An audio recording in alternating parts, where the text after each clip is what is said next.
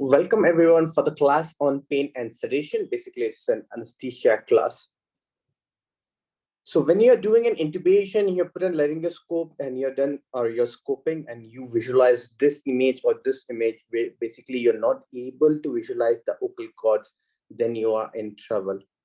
Okay, it becomes very difficult to intubate if you don't have a difficult airway trolley, if you don't have a plan set up what to do if you see this image or this image, what needs to be done.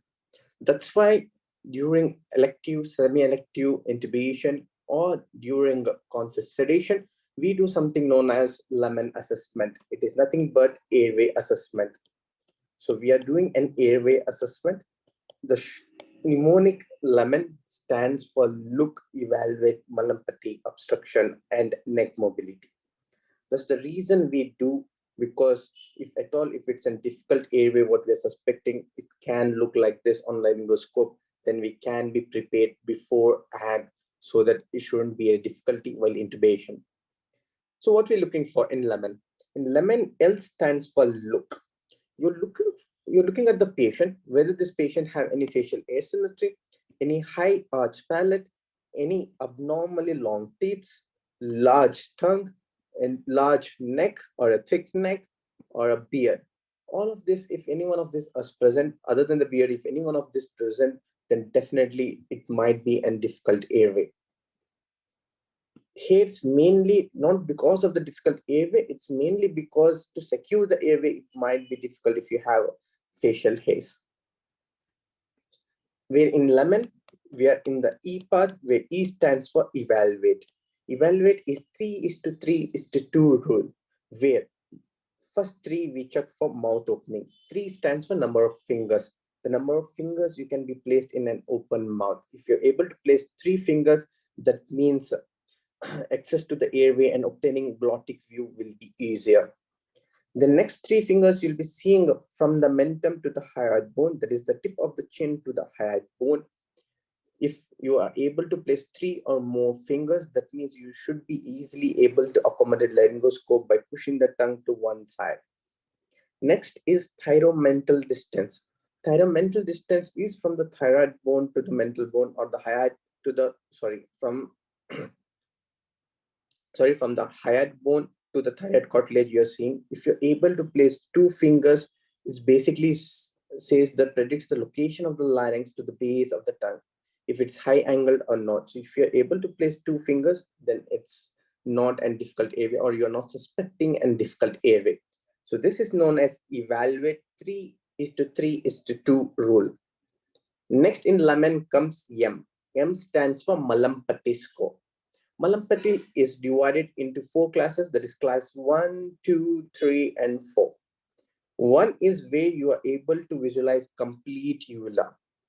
2 is where you're not able to visualize, or you're not seeing tip of the uvula. Here you're just visualizing the base of the uvula. Here you're just visualizing the hard palate. Uvula is not seen at all. This is uvula. Uvula is not seen at all here. Nothing is seen here. Okay. Class 3 and class 4 very well correlates with Koch-Lehan's classification, what we saw in the initial slide.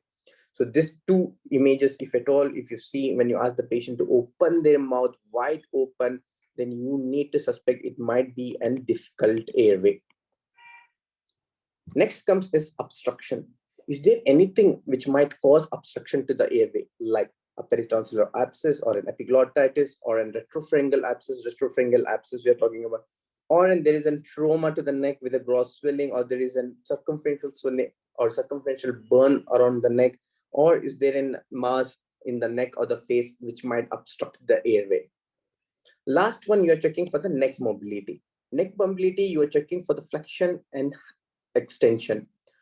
Okay, the flexion and extension might be hampered if there is an underlying spinal disorders like osteoarthritis, rheumatoid arthritis, ankylosing spondylitis, any previous surgeries which involves the neck, especially the cervical spine. It might hamper the neck mobility. If neck mobility is hampered, then ideal position to place the ET tube might be difficult. This all together is known as Lemon assessment. So this is important for both intubation and for conscious intubation. Why, we'll see in coming up slides. Okay. Next, coming to the triad of anesthesia or the drugs to be used. You have done an airway assessment. You feel okay, you can go ahead with the intubation or you can go ahead with the conscious sedation. What drugs you will use? First, we are talking about the intubation drugs. So we are talking about anesthesia, triad of anesthesia. So an ideal drug should be a muscle relaxing, should have an analgesic effect, and should have an hypnosis. Shouldn't remember what is happening because it's an unpleasant experience. All three traits are not available in a single drug. So we end up using three different drugs. One is personal relaxant, one is opiate for analgesic effect, another one is induction drugs for hypnosis. There are various kinds of induction drugs. Most commonly used one is equimidate, propofol, and ketamine. Also midazolam till recently, but it has been kind of faded off. Midazolam is not much used. If you go through the Tintinelli and see, they've just mentioned three induction drugs. They are skipping midazolam. Anyways, what do you need to remember from exam point of view? You need to remember a few silent features where you can use these drugs. For example, equimidate. The benefits of equimidate is it lowers the intracranial pressure. It lowers the intraocular pressure. It has no effect on the blood pressure at all. At the same time, it reduces the cortisol levels. So it is not advised to use in sepsis cases. If the patient is in septic shock and you want to intubate this patient, don't use equimidate because it reduces the cortisol levels. It reduces your steroids levels in your body, which are required in sepsis, otherwise the blood pressure might really fall down because of low cortisol levels. Okay, this is highly useful in, for example, a head injury where you're suspecting and raised intracranial pressure, along with there is an hemorrhagic shock. So you don't want the drug to act on the blood pressure, then it's an excellent drug to use. Coming to propofol, the main disadvantage of the propofol is it causes respiratory as well as cardiovascular depression.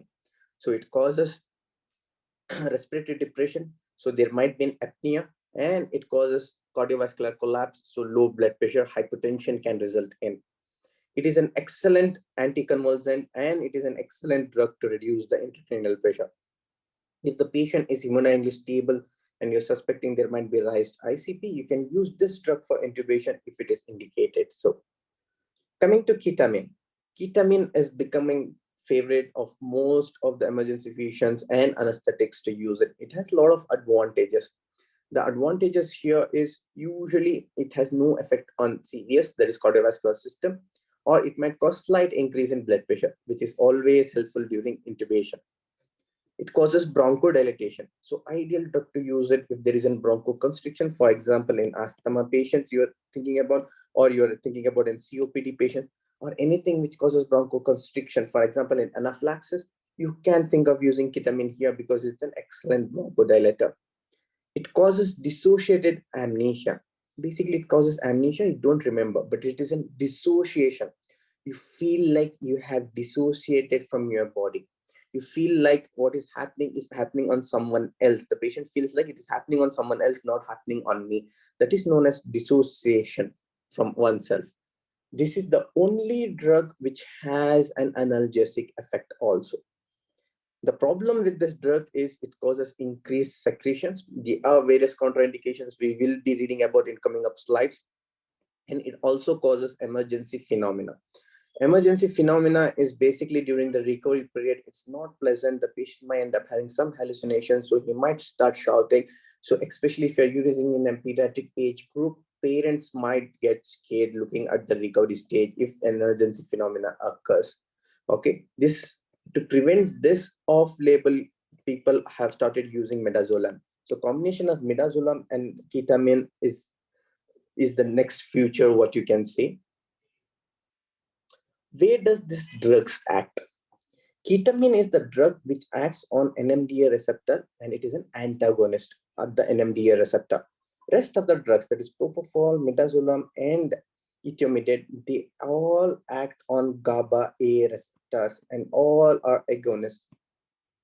Few keep the duration, increases the duration of chloride channel opening, few increases the frequency of, and few decreases the breakdown of GABA receptors. So few minute changes are there from propofol to midazolam to ketomidate, but all of them act on GABA A receptors. Now, the last drug what we are talking, no, the second class of drug what we are talking is muscle relaxants. This is nothing but skeletal muscle relaxants we are talking about. What are the skeletal muscle relaxants which is most commonly used? The two most commonly used and you should be aware of is rocuronium and succinylcholine. Succinylcholine is a very good drug. It is a depolarizing, a very good drug. Onset of action is quite rapid compared to other drugs, and duration of action is short. So if you're having difficulty to intubate, you can just backmask for 5 minutes and the patient will come back of this induction drug. Thus the advantage of having succinylcholine, but it has few contraindications and it can cause few complications, which we'll be seeing in the next slide. Rocuronium, if you're not suspecting a difficult airway, this is the drug is being used in and out in the emergency department. Okay, the dosing is not important. Just remember, it acts quite longer time compared to that of the succinylcholine. It's a non-depolarizing drug. Okay, it is a succinylcholine is a depolarizing. Both vecuronium and rocuronium are non-depolarizing drugs. They act for quite a longer duration. The one of the side effects of rocuronium is there might be slight tachycardia. Otherwise, it's a very safe drug, very ideal drug. So we end up using rocuronium. What about vecuronium? Vecuronium we don't prefer much because in prolonged recovery or it lasts for a very long time in obese patients, in elderly patients, or especially you have renal issues or liver issues. So VEC is not very commonly used. The commonly used two drugs are succinylcholine or rocuronium. Succinylcholine if you're suspecting difficult airway. If you're not suspecting a difficult airway on airway assessment, go for rocuronium. That's what the recommendations are. That's what been followed widely, not only in UK, in other countries, including in US. Contraindications and complications of succinylcholine, also known as succinylcholine. It is very important from exam point of view. They like to test it. Multiple questions have appeared on this slide. Every day, one question appears from this slide. Okay. What are the contraindications? Don't give for the patients where you're suspecting an hyperkalemia. As such, if you give an induction dose for a patient, it usually increases by 0.5 millimoles. But if you're suspecting an hyperkalemia, just avoid it. This increase in 0.5 millimoles might trigger ECG changes, might cause arrhythmias. For example, whom we are suspecting? A polytrauma case where there might be rhabdomyolysis or rhabdomyolysis, a burn case, severe burn case, chronically bedridden patients, especially if there is an associated renal failure, don't give succinylcholine or succinylcholine. In persons whom known to have pseudocholinesterase deficiency, don't give it because it tends to cause something known as succinylcholine apnea. That means it acts for a very long period. It might act for hours together if there is a deficiency of pseudocholinesterase. This is known as succinylcholine apnea. It's a complication. If they're known to have an allergy, don't give it because it can lead to an anaphylaxis.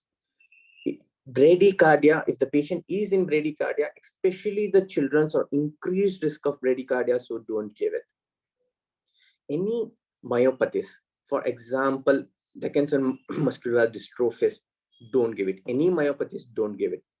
Malignant hypothermia is a rare autosomal disorders. Usually, we will be studying more about it in environmental emergencies.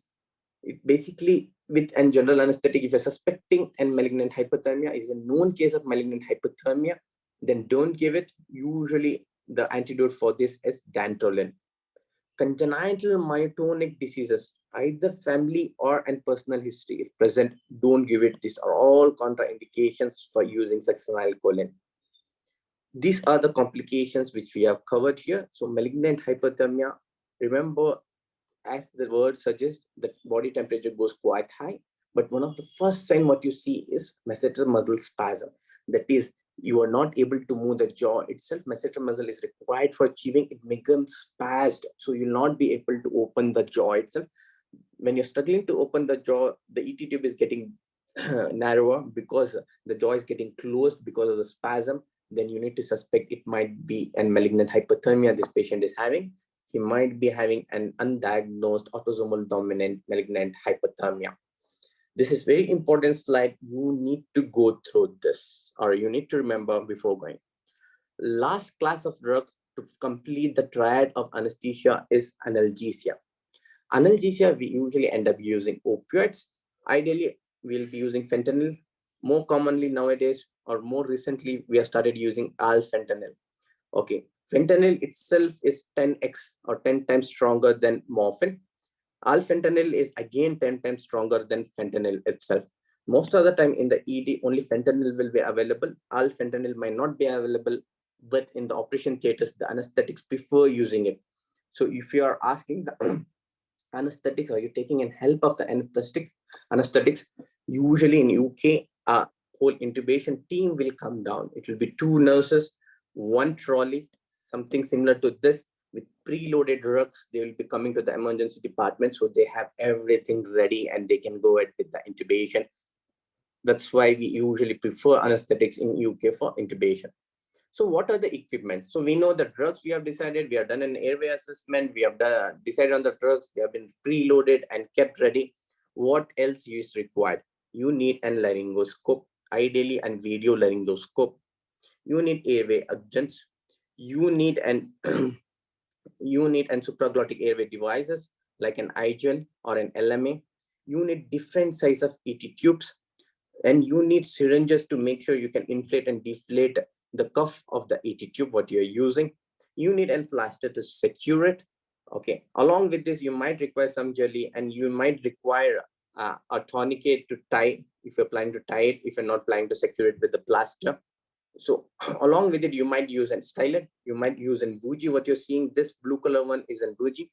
So all these equipments are made ready before you go ahead with an intubation. In spite of an airway assessment, if you're thinking it is an easy intubation, sometimes it may not be. Sometimes it might be misleading. That's the reason you make sure your airway trolley has everything what is necessary. What are the steps for the intubation, what you're looking for? First, you need to place in an ideal position. So ideal position, where is this laryngeal axis should become parallel to that of the roof. Okay, it's a straight line laryngeal axis parallel to the roof. To achieve this, what we do is we do something known as flexion at the lower neck and extension at the atlanto-occipital joint. That is at the skull and the first cervical vertebrae, extension is done. This is also known as sniffing position. If you get the patient in sniffing position, usually we place and bedsheet or place a small pillow so that this position is achieved. Once you achieve this position, this is the ideal position to visualize the vocal cords. Unless there is contraindication, always get a sniffing position before you go ahead with the intubation. Once you have a sniffing position, we pre-oxygenate. What is pre-oxygenation? We know that inhaled normal air contains large amount, around 75% of the nitrogen. What we do here is we give oxygen, 100% oxygen. We want to wash out this nitrogen. So whatever the lungs has the oxygen itself. So you're giving 100% oxygen for this patient. How do you pre-oxygenate? If the patient is breathing on himself, so you will just connect a non-breathing mask, and with the 100% high flow oxygen, you will ask him to breathe continuously. Usually we do it for approximately 3 minutes till the oxygen saturation shows 100% and it remains constantly at the 100%. Then you start giving the drugs one after the other. Okay, usually we give relaxants at the end. First, you will be giving analgesia, followed by induction, followed by relaxants. Usually we give it back to back because it's a rapid sequential intubation what you are doing. Once you're given a rocuronium, you will see the clock, you will wait for the minute so that the respiratory arrest happens, then you go ahead with the intubation. Before going ahead with the intubation, you apply something known as cricoid pressure. So you palpate on the cricoid cartilage, you apply direct pressure on this so that esophagus compresses. So there is a compression of the esophagus. So there will be no regurgitation of the food particles into the mouth during intubation so that it gets aspirated. Because you're in emergency department, you might not always have a fasting time of 6 hours since the last meal to have an ideal situation. It may not be an ideal situation in emergency department. That's the reason you need to apply the cricoid pressure. Then you do endoscopy and place the ET tube. How do you confirm the placement of the ET tube? The best method to confirm the placement of the ET tube is visualizing passing of the ET tube through the vocal cords. Second best method of doing it is using waveform capnography. Waveform capnography is always used, especially in UK, mainly because it's also in documentation. You might always say you have visualized, some other person might not agree with you. But waveform capnography, you can show it on the monitor. That's a definitive one. So this is an evidence what you can show. There are there are different kinds of devices like this, which changes its color when carbon dioxide air is breathed through this. The change in color is seen. So colorimetry can be used, but two things you need to remember. First best method is visualization. Second best method is waveform capnography. It's always preferred to have an waveform capnography. It's not that always you will be able to intubate. You may not be able to intubate, you might be unsuccessful. If you are unsuccessful, how to proceed ahead? That's when this algorithm comes up, and this is a very important algorithm. So if you get struck during intubation, what needs to be done? So you can attempt yourself for maximum of 3. What does this +1 attempt suggest you of? +1 attempt is one additional attempt is given for expert. For example, a consultant anesthetic who has more than 10 years of experience. So you can consider him as a really good expert to go ahead with the intubation. These 3 chances includes using a video laryngoscope, using a bougie, using a stylet, using a cricoid pressure, or using a burp maneuver. Okay. If you succeed in these 3, well and good, you will confirm. If you fail, what needs to be done, we'll discuss. Before that, we'll see what's the burp maneuver. Okay, it is nothing but a mnemonic. Burp maneuver stands for a mnemonic, where you will be pressing the cricoid cartilage backwards, where B stands for backwards, U stands for upwards, and right stands for it will be pushed towards the right side, and P stands for position. So this is known as burp. While doing this, when you do this burp position, most of the time you will be able to visualize the vocal cords. So all of you, if you are intubating, use this burp maneuver in your regular practice. It is much helpful. I have been using this multiple times. It will help a lot. Try to use video laryngoscope. If you don't have it in your emergency department, get it. It makes life easier. Video laryngoscope will be really helpful compared to that off and direct laryngoscope. So you have done 3 attempts and 1 attempt by an expert, or expert is not available. So you have done 3 attempts. What to be done next? You will be using an supraglottic airway devices, ideally 2nd generation supraglottic airway devices. You know, UK most commonly used one is this one, that is nothing but iGel. iGel is manufactured in UK, so it is the most preferred one. So it's designed and manufactured in UK, so it is the preferred one in UK, and it is most commonly used one. This is known as iGel. It is much more stiffer than an LMA, and it is preferred in UK because it is manufactured in UK, and they have some tie-ups and all. So iGel is the most commonly used one. From exam point of view, you need to use supraglottic airway device, 2nd generation. Anything can be used. Okay. Again, maximum of 3 attempts, you can place it in the right position. If you are able to do it, if you're able to place a supraglottic airway device, then you are just buying the time. Then you need to stop and think, can I wake this patient up? For example, you're doing conscious sedation, so I'll just wake this patient up. I'll give an now block and get over this procedure. Or this, can I pass an ET tube through an supraglottic airway device? Can I or this patient definitely needs an airway because there is an impending respiratory arrest, or he is in respiratory arrest, requires an airway, then you need to involve the ENT to get a tracheostomy or go ahead with an cricothyroidotomy. What if supraglottic airway device fails? Then try for bag mask ventilation. Use 2% technique. Use a right size of the mask. Make it a good seal and see whether you are able to do it or not. Yes, you are able to do it. Wake the patient up. There's no other way to go. Wake the patient up. No, you're not able to back mask ventilate also. Then you need to get front of neck access. That is either you are getting an needle cricothyroidotomy or surgical cricothyroidotomy. Okay, before this is the difficult airway algorithm, very important. Then when you're doing, I keep telling you can do 3 attempts. So sometimes you go and you try to manipulate your laryngoscope. Till when can you manipulate like that? Is there an indefinite time, or is there a particular time, or what do you need to look out for? What you look out for is closely, you need to look out for is SpO2 levels. What you can see is this point is 92%. Above this point, that is from 100% to 92%, it takes a longer time to fall in the saturation levels. But there is a dip from 92%. So once the SpO2 level reaches 92%, stop trying bag mask, that is again oxygenate the patient, pre-oxygenate the patient. Now you're oxygenating the patient. That's when you need to abort the attempt and oxygenate the patient, then again try it. When do you do a needle cricothyroidotomy? You do a needle cricothyroidotomy, especially in pediatric age group. Why in pediatric age group? Needle thyroidotomy is not a preferred one, or is not superior to surgical cricothyroidotomy.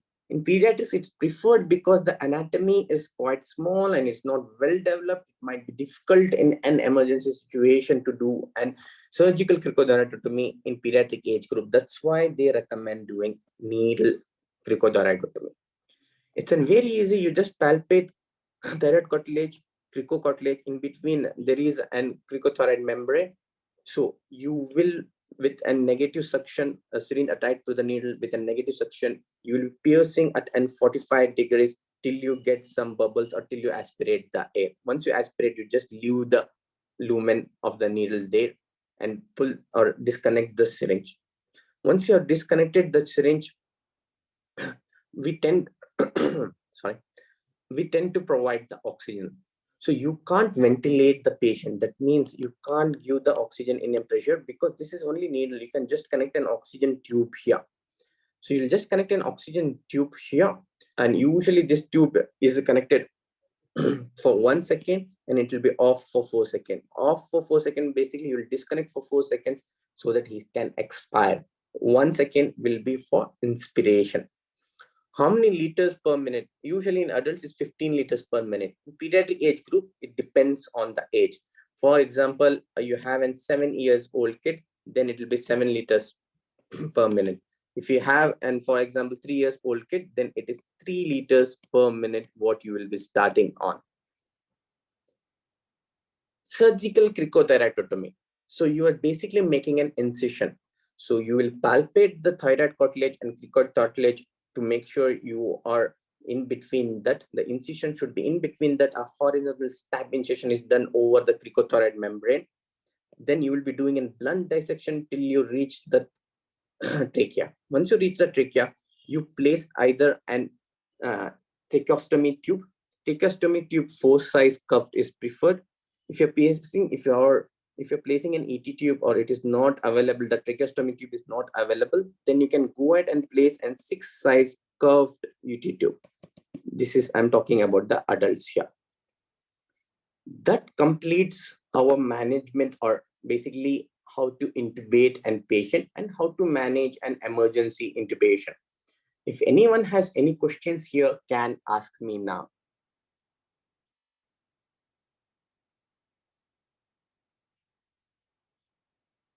Can you say this needle thyroidectomy again?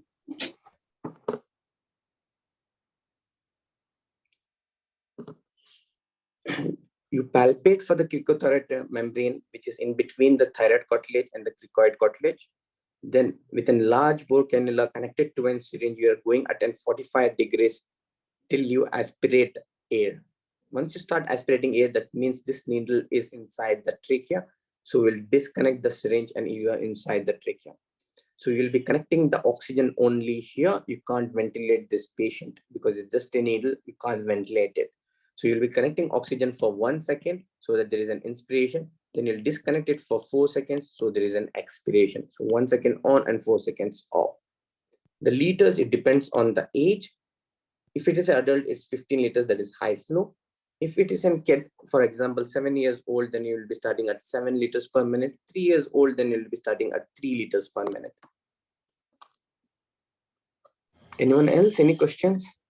Can you repeat, doctor, that algorithm from iGel? This is the ideal one, you need to use it. This is a supraglottic second generation device. Nothing special about it, but there are different kinds of supraglottic airway devices, as you can see in this image, and you can read here. But this is the preferred one, ideal, what you use it in the UK. So I mean, regard. Yes, please. Sorry. Okay, go on. Please go on. Okay, regarding the steps, before that, three attempts and one for expert. Yes. And then if this fails, then yeah, we need this algorithm to be related again. In hurry, yes.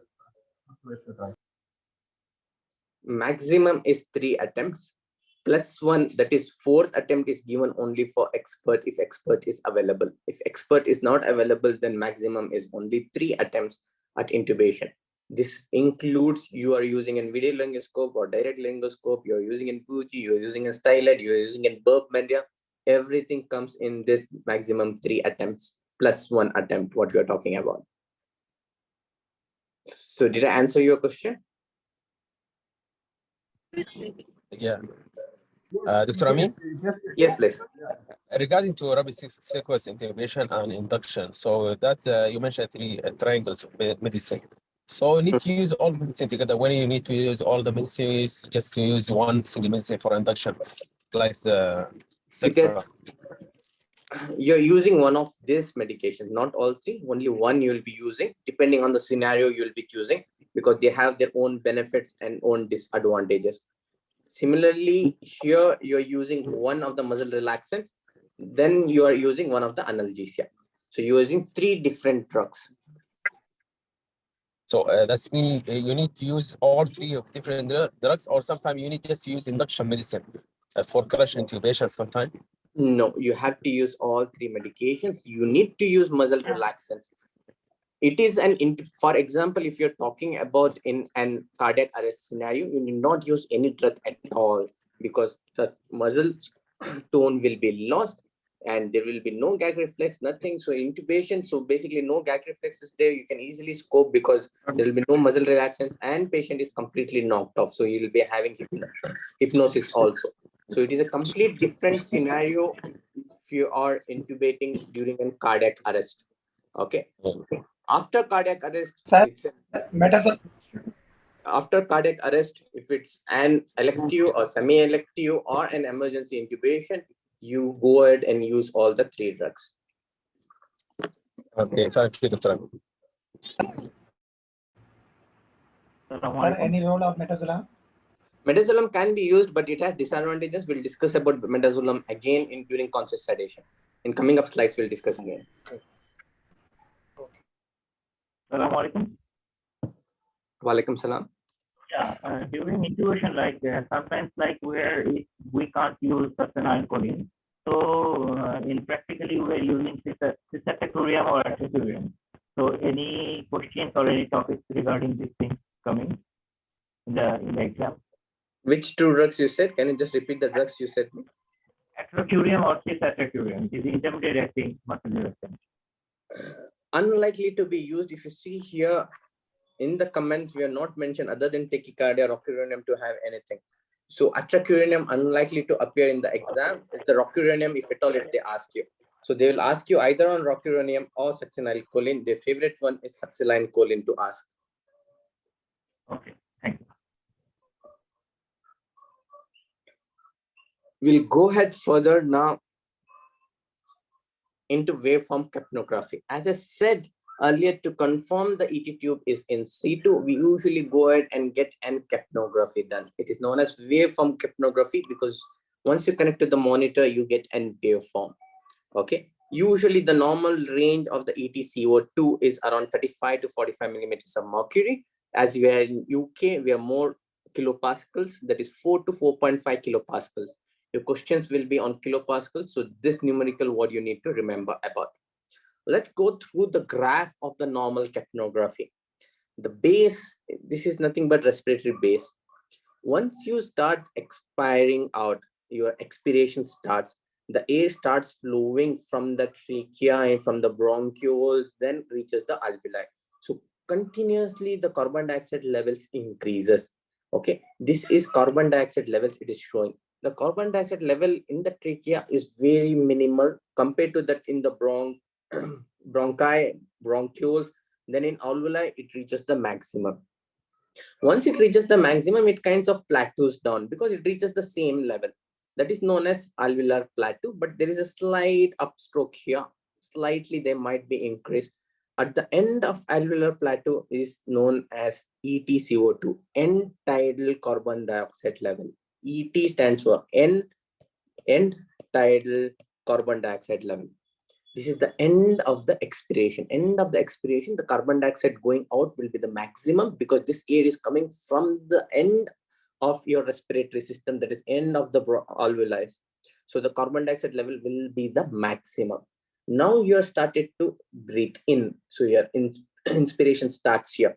So drastically dip, a steep dip will be there during inspiration because you are inspiring the air, you're not expiring. So the inspired air will have the minimal carbon dioxide level and it will reach to the zero level here, reach to the baseline.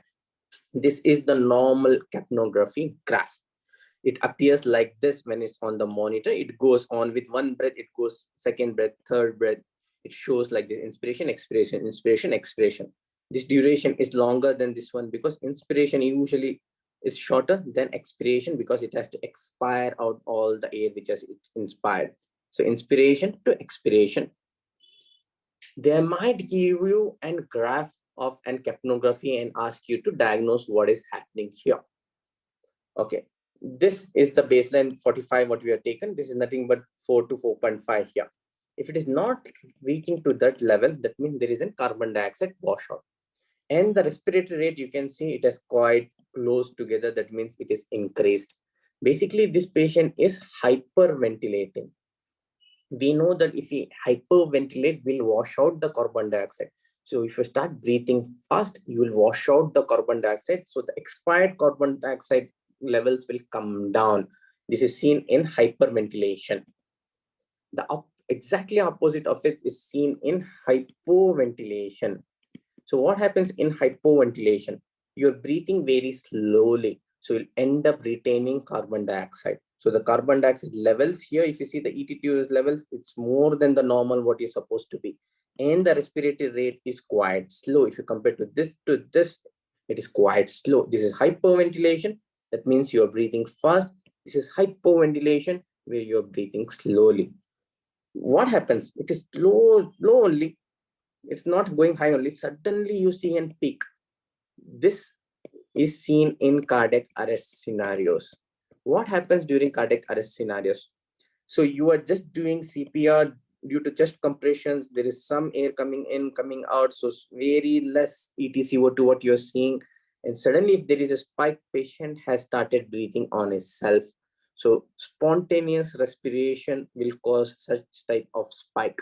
If there is a such type of spike, look for other signs of life and you can stop the CPR. So this is one of the indications to stop the CPR if there are other signs of life present as discussed earlier in the resuscitation class. What is this shark fin appearance? This is known as shark fin appearance. So if this is a shark you're having, this is a fin of the shark. So it appears like a fin of the shark. This is known as shark fin appearance. Shark fin appearance is seen in obstructive airway diseases. Obstructive, like asthma, you see it in any obstructive airway diseases, you see a shark fin appearance, like asthma, like COPD.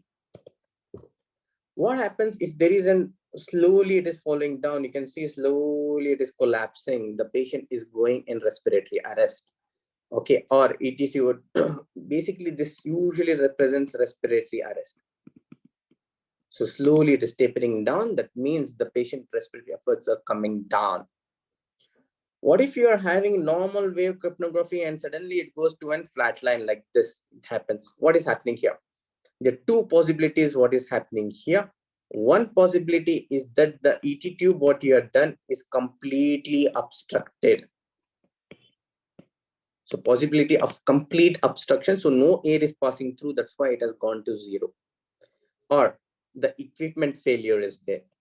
Or equipment has disconnected, most likely disconnected. How to differentiate between this and this? If there is a complete ET tube obstruction, patient vitals will be abnormal. Abnormal vitals will be seen. If only equipment failure or equipment, for example, the wiring, there is a disconnect in the wiring or it has disconnected from the monitor itself, then you are just think vitals will be normal. This patient will be hemodynamically stable. That's how you need to differentiate between this and this if this waveform capnography is given. Any questions regarding the normal capnography graph? You can ask me. Yes. Dr. Amin, can you please explain this last part of abrupt leveling of the waveform capnography? So waveform capnography, you're going and suddenly it comes back to the baseline. There is nothing graph you are visualizing at all. So two possibilities are present. Okay, either the ET tube is completely obstructed. So there is an obstruction in the ET tube, or there is other possibility that there is an equipment failure. What do I mean by equipment failure? The waveform capnography, it might have got detached from the monitor, or the wiring might have got disconnected, or it might have got detached from the ET tube itself. How to differentiate in an exam or in a real situation? Just look at the monitor, look at the heart rate, look at the blood pressure, look at the SpO2 levels. If there is any fluctuation, especially the SpO2 levels will fall drastically if this would have happened, because there is no breathing at all. The SpO2 levels will come down. If this patient SpO2 levels are normal, that means he's hemodynamically stable. That means this patient doesn't have a complete ET tube obstruction. Air is moving around. So it is not picking up from the capnography is not picking up. Why? Has it got disconnected from the monitor or from the ET tube, or there is a wire which has disconnected? So that's how you need to differentiate it. So it's clear now? Yes, it's clear. Thank you. You're welcome. Types of ventilator is not required from exam point of view. It's more for FRCEM. It's more for a consultant level. If you are a physician who is involved in ventilator settings, or you are interested to know about ventilators, you can stay back after the class. We'll go through this types of ventilators. What are the modes of ventilators we are using? This is a basic what, and the settings of the ventilators. They usually don't test because this is for consultant level. Till now, we have been talking, we didn't mention about the morbidly obese patient, how to manage them or how to position them mainly for intubation. Normal sniffing position is not recommended or is not ideal for an obese patient. For obese patient, a ramped up position, this is a ramped up, multiple bed sheets or multiple pillows are used so that the face or the ears are parallel to that of the sternum. So this becomes parallel to this one here, or to the ceiling, the ears are parallel. Till then, you will be placing multiple bed sheets. Reverse Tenderberg position is preferred like this. The usually tilting of the cot so that the foot end comes down and head end comes up is preferred one. And the face should be parallel to that of the ceiling. This is the preferred position for an morbidly obese patients. They might ask you specifically about morbidly obese patients. That's the reason we have put up this slide. Now we are going into procedural sedation. Procedural sedation is very important. Procedural sedation is done by emergency physicians. Very rarely we involve the anesthetics. Otherwise, in and out, we do procedural sedations in the emergency department. This leads to complications and this leads to death in the emergency department. One of the most common errors done by emergency physicians causing death in ED is during the procedural sedation, according to the NHS UK data. So they are very scared of procedural sedations to give it to an young individuals, especially an immigrant like me and you. because they feel you don't know anything about procedural sedation. So in MRChem question, they end up asking a lot of questions on procedural sedation. It has become their favorite. What is procedural sedation? It's also known as moderate sedation. It's also known as conscious sedation. Minimal sedation. Minimal sedation, for example, you give an open, the patient might be slightly drowsy or slightly feels like sedation. This is not adequate for you to do an procedure. How do you know, or how do you differentiate between minimal sedation, moderate, deep, and general anesthesia? The main thing in this complete chart you need to remember is verbal response. No one is bothered about airway, respiratory, and cardiovascular system, because most of the time it is maintained in minimal, moderate, and deep sedation also. So only in general anesthesia they get affected.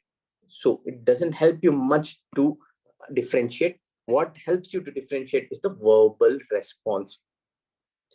Minimal sedation and verbal response. If you ask him, John, what did you have your breakfast? I had bacon and a slice of bread, he will tell you. In moderate sedation, what happens? There is a purposeful response to an external stimulus. Either you tap and ask, John, what did you have for your breakfast? Or you need to multiple times, John, can you please tell me what did you have your breakfast? He will tell, he will just tell bacon, or he'll just tell bread, a slice of bread. He'll just give a purposeful response. He'll not frame a complete sentence at all. I had today morning, I had a slice of bread, along with it I had bacon and a glass of milk. He'll not give you that kind of full answer. He'll just say bread, or he'll just say slice of bacon, or a slice of bread, or a glass of milk. So he'll just say milk, bread, bacon. He'll say in those single words. In deep sedation, what happens? You need to give a painful stimulus to get a purposeful response. You need to either apply pressure over supraorbital region, or you need to rub your knuckles over the sternum, or you need to really pinch him. That is a painful stimulus you are giving to get a purposeful response. If you give a painful stimulus, you'll say milk. That's all. General anesthesia, he's completely knocked off. He'll not respond at all. This is the verbal response which you need to remember. It's asked multiple times previously. Pre-sedation assessment. Pre-sedation assessment is nothing but you need to take a complete history and do an airway assessment. Complete history, you will get it done by something known as ample history, is a mnemonic here. A stands for allergies. M stands for any medication he is on. Past medical histories. Last meal, when did he have? Events. For example, he has fallen down from a two-wheeler, or he has jumped from a height of 5 feet, 10 feet. So you're just asking what has happened. What did you brought to the emergency department? Was he involved in a trauma? Was it involved in a fight? Was he involved in a burning house? So that's what you need to take, an history, and ample history. Airway assessment needs to be done. This is exactly similar to the one what we did, airway assessment in the initial. That holds good for an intubation, holds good for unconscious sedation. Why do we do an airway assessment? For example, you are using these drugs. These drugs can be unpredictable sometimes in some individuals. So if this patient goes into a general anesthesia or into deep sedation where you need to intubate this patient because of respiratory arrest, then you should be aware, is this a difficult airway or an easy airway? What needs to be done? That's why airway assessment you need to do and document before giving conscious sedation. Then you will do something known as ASA classification, American Society of Anesthesia classification. It is widely accepted in NHS, so it holds good for for your exams also. Even RCM recommends ASA classification. Classification 1 and 2, you do it in emergency department. Anything below 3, you don't do it in emergency department. You ask the anesthetic to come down to the emergency department and do it, or you'll ask the anesthetic doctor to do it in the operation theater. So where does the questions appear? Questions appear how to differentiate between grade 2 and grade 3. This is where, especially they'll ask regarding the BMI. More than or equal to 40 is grade 3, less than 40 is grade 2. Well-controlled diabetes and hypertension is grade 2. And mild lung diseases are grade 2. Social alcohol drinker is also grade 2. Current smoker is also an grade 2. Mild disease only mild diseases only are present without any substantial functional limitation. This is the definition for the classification here. Here, substantial functional limitations will be there. Okay. For example, you'll be having uncontrolled diabetes, hypertension, COPD, morbidly obese. Yes, alcohol dependency and abuse comes here. He's a social drinker, class 2. Dependency or abuse is class 3, previously tested here in FRChem exam. So you need to differentiate these things. Usually they'll ask about alcohol, obesity, hypertension and diabetes, lung disease. Only mild lung disease comes under the class 2. So remember this, don't forget to go through this. This is very important from exam point of view. Next question is, how many minimum staffing is required before you go ahead with the procedural sedation? You need a doctor to do the procedure itself. For example, there is an ankle dislocation. To locate it back, you need one doctor here. You need a second doctor to just do conscious sedation. You need minimum of a staff member who is trained to assist you, ideally an ED nurse.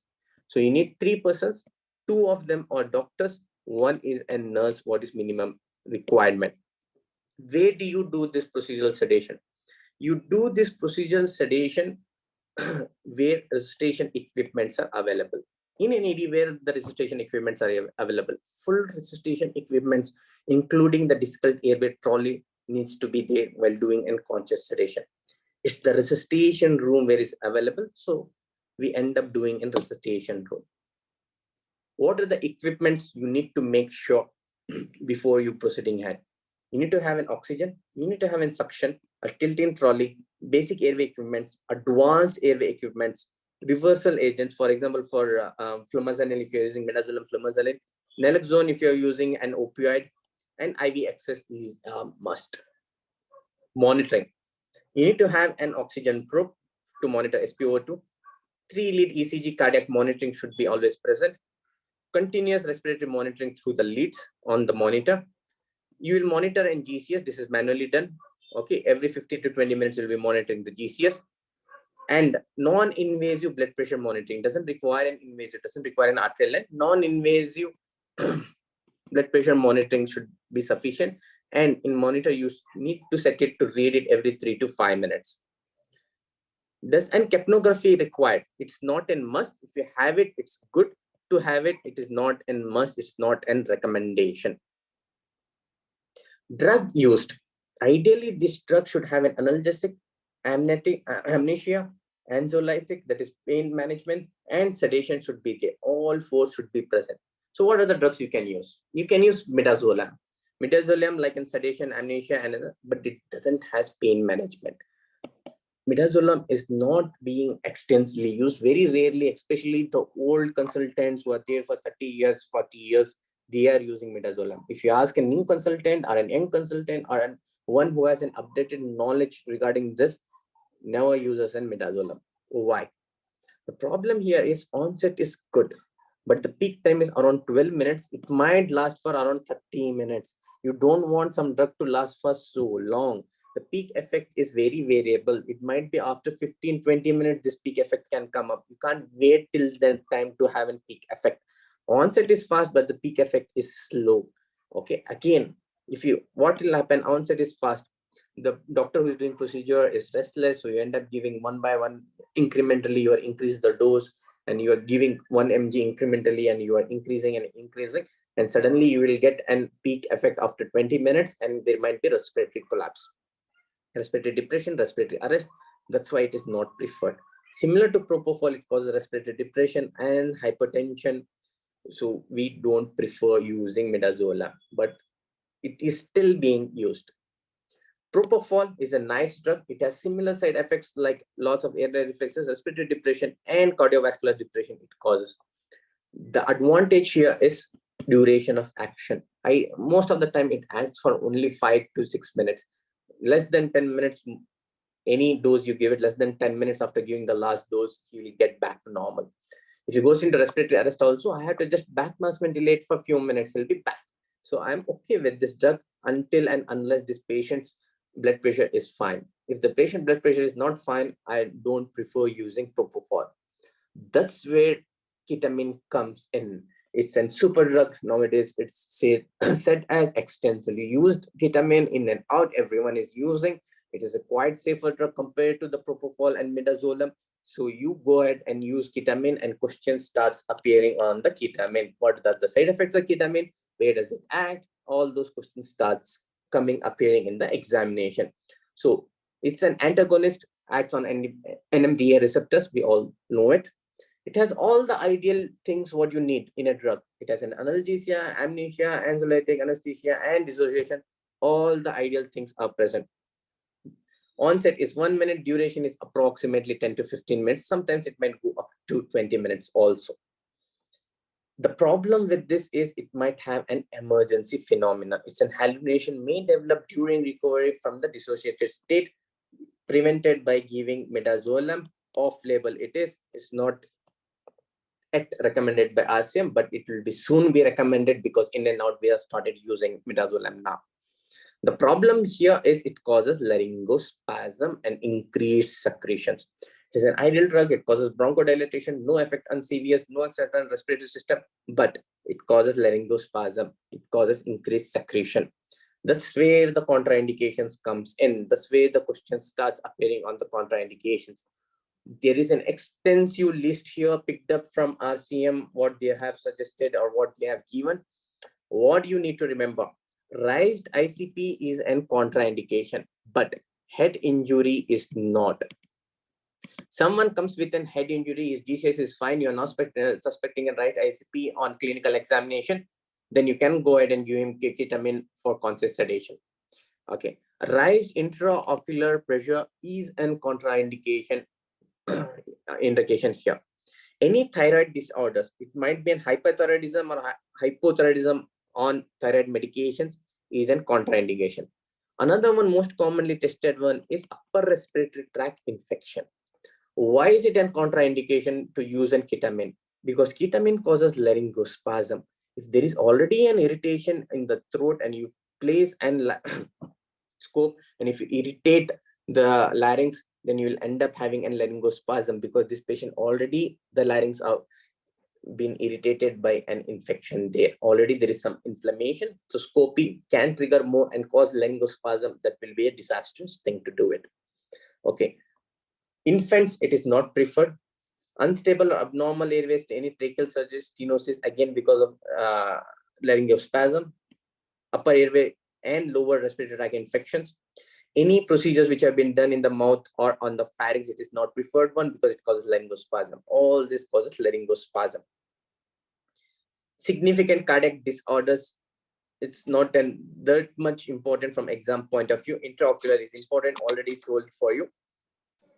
Porphyria can be asked in FRCAM, they had asked previously. Alcohol intoxication also can be asked. So you need to remember the contraindications of ketamine. Coming to the discharge criteria. When can you discharge this patient? For example, there is an ankle dislocation, you're given concentration reduction is done. When can you discharge? This patient needs to get back to his baseline of consciousness. His GCS needs to get back to the normal, and all vital signs should get back to the normal.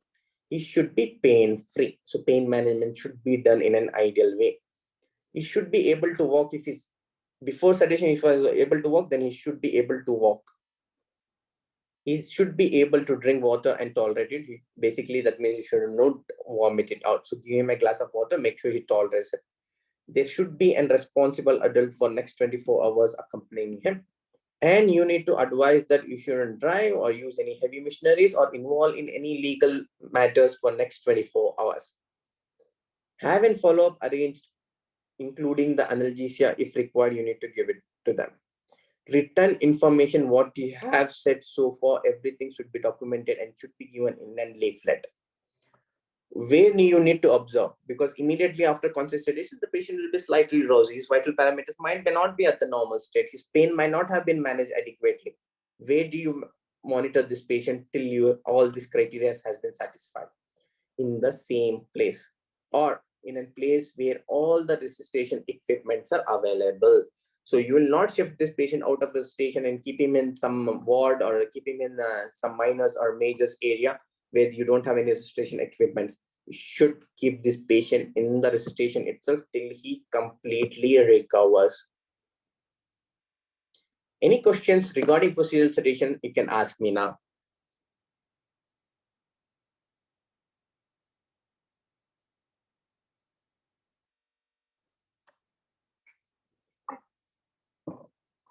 Okay, we'll go ahead with Penthrox or methoxyfluorine. Penthrox is taking up a lot. This is a brand name. This is the content of it, methoxyfluorine. It is extensively used in Australia, then in US. Now it has been extensively marketed and used in UK also. It is replacing the conscious sedation. It is much more safer. It doesn't require much monitoring. So this is the next big thing what is happening during the pain management. What is Penthrox? Penthrox is methoxyfluorine. It comes like this. It's like an what do you call it? Like an inhaler. It is shaped. This is the mouthpiece, what you are seeing here. This is the drug. You pour this drug in this, and you just ask them to close, place your mouth here and start inhaling and exhaling through it. You inhale and exhale through it itself. Maximum of 2 doses can be given in a day, and maximum of 15 ml, that is 5 doses, can be given over a week's time. What are the contraindications of methoxyfluorine? It is nothing. It might cause an malignant hypothermia, hypersensitivity. That one you need to remember. Other things what you need to remember is if anyone has an allergy to inhaled anesthesia in the families, or the same person has allergy in the family, then you need to contraindicate, or it is not allowed. Any liver issues, for example, cirrhosis because of alcohol consumption, or any other signs, this patient have a history of showing signs of liver damage after using an methoxyfluorine, or after using an inhaled anesthetic drugs like halogenated hydrocarbon, then you need to avoid this drug. If there is a clinically significant renal impairment, for example, there is an CKD stage 3, 4, 2, or AKI 2, 3, you need to avoid it. Any altered level of consciousness, or any head injury, or in alcohol, any alcohol intake, head injury, then you need to avoid it. Clinical evidence of cardiovascular instability, not just the cardiovascular disease. Because of cardiovascular disease, there is a cardiovascular instability, then yes. Clinical evidence of respiratory depression. For example, there is a respiratory rate of 10, 8, or he's in respiratory depression for any cause. For example, you are used in morphine, so he's in respiratory depression. Then you are not advised, or it is not recommended to use. So this is about Penthrox, the contraindications. This is the Penthrox itself. The content they might ask you, it is methoxyfluorine. Till now in MRChem it has not appeared, but twice they have asked in FRChem. So it's matter of time they started asking in MRChem also. Entanox, commonly known as laughing drug. It is nothing but 1:1 ratio mixture of nitroxy oxide and oxygen. This nitroxy oxide is usually soluble, very much soluble compared to oxygen and nitrogen. That's why it gets filled in the air-filled spaces. So any air-filled spaces, they're present in a patient, for example, pneumothorax, bowel obstruction, middle ear sinus infection, or head injuries, then it is contraindicated. Long-term abnormality is megaloblastic anemia because of vitamin B12 deficiency, which might have caused because of nitrous oxide. Unlikely to be tested because we are not using for a long time. We just give it in the ED. We don't tell them to pick this cylinder and take it home. Okay, usually it comes as in cylinder. This is the mouthpiece. We ask them to take deep breaths and breathe it out through this nostril itself, or through this mouthpiece itself. It's a very short duration of action, rapid onset. Within seconds, the onset. Once you stop inhaling it, it stops within a minute's time, commonly known as laughing gas. Now we are getting into assessment, pain management, both in adults and pediatrics. First, we'll be talking about adults. What we'll do, we'll ask the adult, who is their responsible adult, how severe is your pain? Can you grade it from the scale of 1 to 10, 10 being the worst pain of your life, 1 being very mild pain. So depending on what he says, 1 to 3 is mild, moderate is 4 to 6, 7 to 10 is a severe pain. So initial assessment for the pain should be carried out within 15 minutes. If it's a mild, moderate, or severe pain, within 15 minutes of arrival, you need to ask about the pain, whether you have any pain. Then anyone who has any pain needs to be provided with analgesia. okay, and reassessed in 30 minutes. Sorry, 60 minutes in mild cases, 30 minutes in moderate cases, within 15 minutes in severe cases. So you're given, for example, a paracetamol, you need to ask whether the pain is controlled within 60 minutes, 30 minutes, and 15 minutes, depending on the severity of the pain. How to select drugs here? Okay. For the mild, you can just give paracetamol or can just give NSAIDs. For moderate, if you're not given an NSAID, you will add up an NSAID. Usually we end up giving codeine. It comes in tablet form of 30 mg or 60 mg. In severe pain, we most of the time prefer giving opioids. There are certain circumstances specifically to talk about is renal calculi. In renal calculi, the preferred drug for the pain management is PR, ibuprofen, or any NSAIDs. PR, per rectal NSAIDs, is the preferred method. If per rectal, for any reason, if the patient is not comfortable or for any reason you're not able to give it, you can give it either orally or IM or IV. Okay, but out of all the routes, per rectal is the preferred one, especially for renal calculi. Don't forget it. No matter what the severity of the pain is, renal calculi, that means ureteric calculi I'm talking about here. The stone is in the urethra, which connects the kidney and the bladder. The patient will be in severe pain.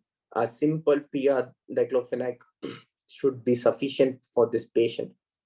Don't give opioids. The first choice of drug is rectal NSAID. Preferred one is ibuprofen. Preferred route is PR. Multiple times asked in the exam. Assess the pain severity you would have assessed. Other things also you can use it. Like, for example, if there is a dislocation severe in pain, try to relocate it back as soon as possible. Giving blocks, especially for the fingers. If there is a partial amputation of the finger, burns to the finger, give ring blocks or give a wrist block. It acts excellent compared to any of these drugs. Okay, those things you need to always remember. What about in elderly? Elderly, preferred one is NSAIDs. Don't give, preferred one is paracetamol. Don't give NSAIDs. If you're planning to give opioids, give a lower dose of opiates. Don't give the maximum dose. Give the minimum dose required for that patient. What about in pregnancy? Avoid as much as possible. Don't use any painkillers at all. If you're forced to use paracetamol, the best one. If still the pain is quite severe, for example, the patient is having burns, extensive burns, severe in pain, then you can use an opioid drug. NSAIDs, if at all benefit weighs the risk, then you can use it in first and second trimester, especially ibuprofen. Not recommended in third trimester at all, but avoid it in all the trimesters. NSAIDs, better than NSAIDs will be directly go to the opiates. Give paracetamol. If that is not sufficient, go ahead directly to the opiates. Don't go to NSAIDs. Non-systemic drug management. That means you're not giving a drug. What else can you do? Relaxation technique. Ask them to take deep breaths, give local or regional anesthesia, immobilize, splint it, immobilize it, early reduction and dislocation. These are the non-systemic drug treatments of the pain. What about in children? In children, it becomes difficult to make assessment. If you go and ask a 2-year-old kid who doesn't speak, give me a pain score, he'll not give you. A 5-year-old kid might not be cooperative to give you a pain score at all. So what you'll do, you can just show them the pictures like this and ask them to select it. Or you can see what kind of behavior he is having. Only he looks happy, he is active, then it is no pain. He's just rubbing the nature, but he remains neutral, then it is around mild. He's protective of the area, there is decreased movements, complaints of pain, he cries but it is consolable, then it is a moderate. It is unconsolable pain, he's quiet, he's frightened, he doesn't make good eye contact, then you need to think of severe pain. Depending on what kind of injury he's having, also you can suspect what kind of pain he's having. Large burns, bad fractures, bad sickle cell crisis, or like vaso-occlusive crisis this patient is having due to sickle cell disorder, will be in severe pain, then you need to go ahead and give a maximum dose of painkiller. Coming to the management, reassessment is similar to the adults, no changes in reassessment. That is for mild 60 minutes, 30 minutes for moderate, 15 minutes for severe pain. What about the drugs you're using? Paracetamol, like in adults, similar here, plus or minus with an NSAID, similar to the adults. This is also similar to the adults. If you're not given NSAID, you can give an NSAID and add up and code in. What about in severe pain? In severe pain, it differs here. We like giving intranasal dimorph over an IV morphine. Why? Because again, you need to prick the patient. Kid is already under stress and is not cooperative to get an IV line. It will take time.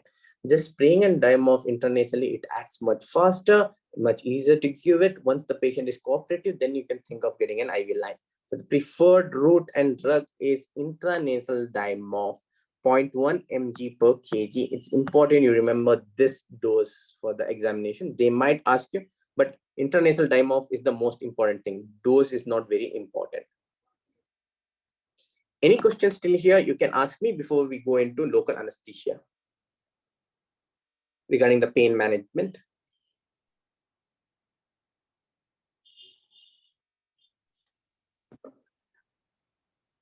Okay, let's go into the local anesthesia. Yes, please. Sorry, doctor. I mean, for using of different type of Entenox benefit, which procedure we can use, yani, for this type? Entenox is a mild painkiller. You can not do any procedures, just giving an Entenox. Okay, Entenox is not meant for doing any procedures. It's a mild painkiller. Okay, it doesn't have a good analgesic effect. Coming to Penthrox, Penthrox can be substituted for an procedural sedation. For example, ankle dislocation, you can do it giving an Penthrox. Shoulder dislocation, you can try giving an Penthrox. Okay, Penthrox can replace an conscious sedation. Entenox is not an replacement for conscious sedation. It is a mild analgesic. You can take it equivalent to an NSAID or an paracetamol. Okay, thank you. Any other questions? Local anesthetics. Okay, we use local anesthetic either for the blocks as a regional anesthesia. So it is important. We do a lot of minor suturing in the emergency department. We end up using in and out lidocaine, or with the adrenaline, we'll end up using it. So it is important to know the dosing here. Lidocaine. Onset is within few minutes. Acts for approximately 30 to 60 minutes. Dose you can use is 3 mg per kg, the maximum dose. In adults, it's kind of fixed to 200 mg. Okay, if you're struggling to remember it, you can remember it as 3 mg per kg. Usually ideal weight of an adult is 70 in UK. So you can just multiply, it will come to 210 mg. So approximately they have taken it as 200. Lidocaine plus adrenaline. You can give duration of action increases till 90 minutes. You can give up to 500 mg and 7 mg per kg here in children. Why does the dose increases, or you can give much more dose and the patient will tolerate? Adrenaline is a vasoconstrictor.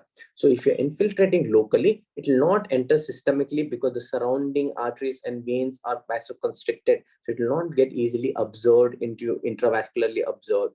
That's the reason you can give much more dose. But don't use lidocaine with adrenaline for the end organs. For example, don't use for an ear block, auricular block.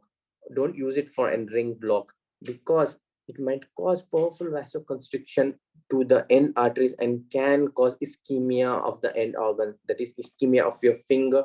Gangrene can start setting in. That's the reason we don't use it for the end organ. Somewhere you're suturing on the scalp, yes, go ahead and use it and adrenaline.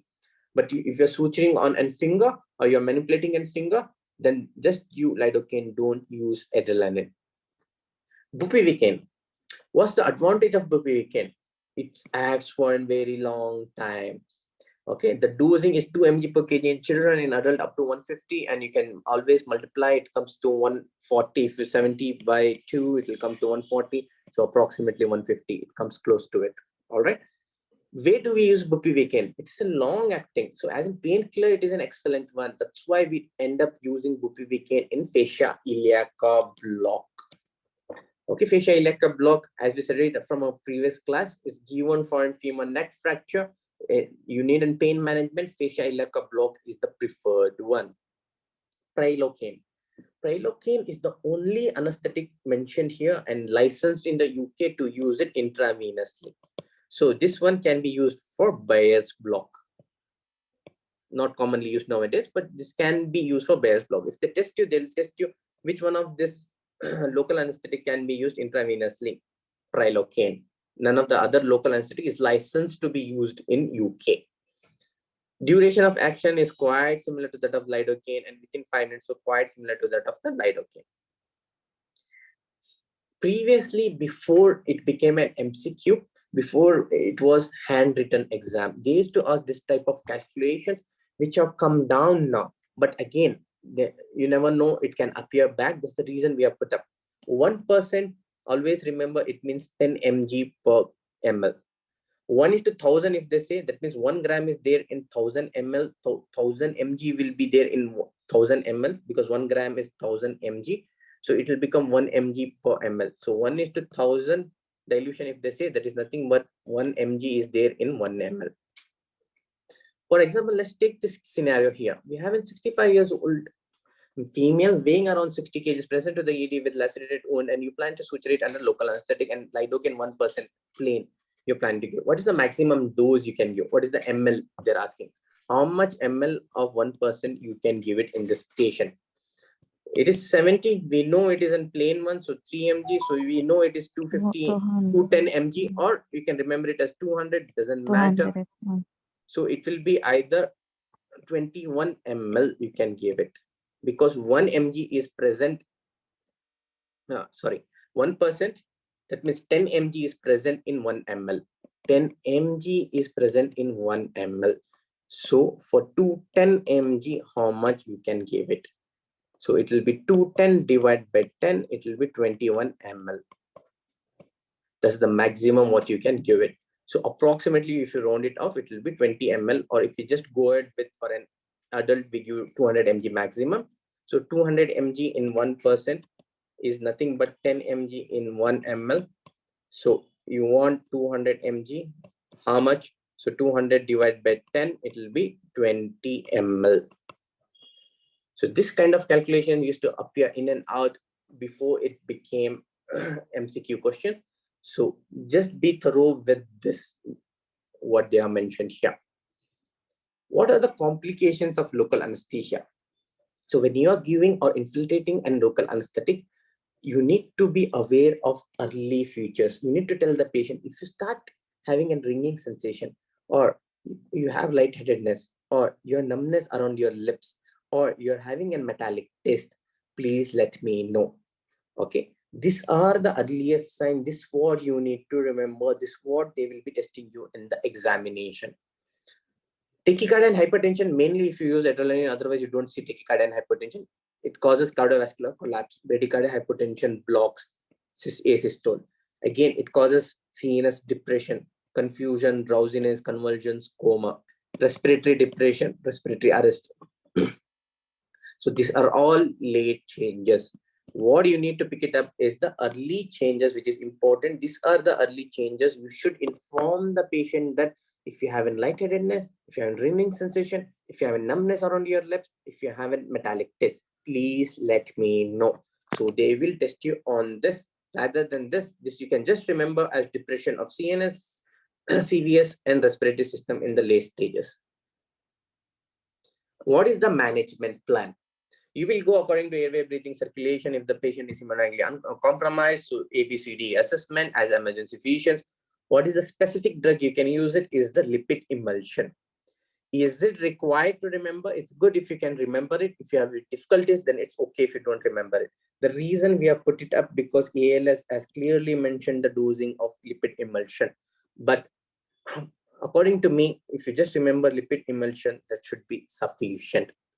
Another thing, if you have used lipid emulsion, always document it. You have used lipid emulsion. Why do you need to document it? Because once you have admitted this patient for observation or for anything you have admitted this patient, doctors who are going through your notes will come to know that lipid emulsion is there. You have used it. One of the most commonest complication of lipid emulsion is pancreatitis. So they will be aware of monitoring for pancreatitis if you have used lipid emulsion. Okay, this is the reason you need to document lipid emulsion. You have used it. You need to remember the complication which can occur because of using lipid emulsion is pancreatitis. So don't forget to document. Don't forget to remember that complication is pancreatitis. That's why you're documenting it. Tested in the exam previously. Any questions still here? You can ask me before we go into non-invasive ventilation. Please, sir, can you please again explain the lipid emulsion? Sorry. It's an antidote for an local anesthetic.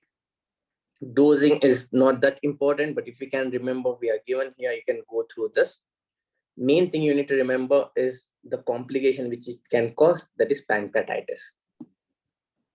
Doctor, when we'll use the lipid emulsion if the patient have a complication من local anesthesia ولا This is the complication of local anesthesia. If it starts having, the earlier you use it, the better it is. If it starts having some numbness, some ringing sensation, some metallic taste, you go ahead and use lipid emulsion. Because this is the early mild symptoms, it can always go in this severe symptoms where it causes CNS depression, cardiovascular depression, respiratory depression.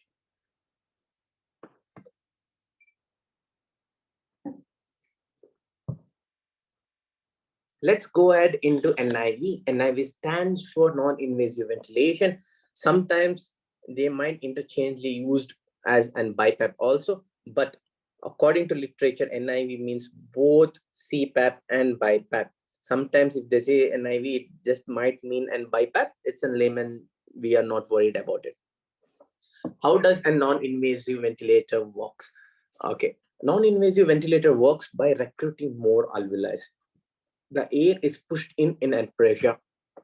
Okay, that pressure, if some alveoli is collapsed, for example, this air is collapsed here, it will open up like this. Once it opens up, the air moves. Once it's open up, the air passes from this one to an adjacent alveoli which is collapsed, and it will open up. This is known as splinting of the airway. As airway is pushed in, so the efforts required to breathe in are less, so that the respiratory efforts will come down. Overall, because of all these three mechanisms, the functional residual capacity will increase. Okay.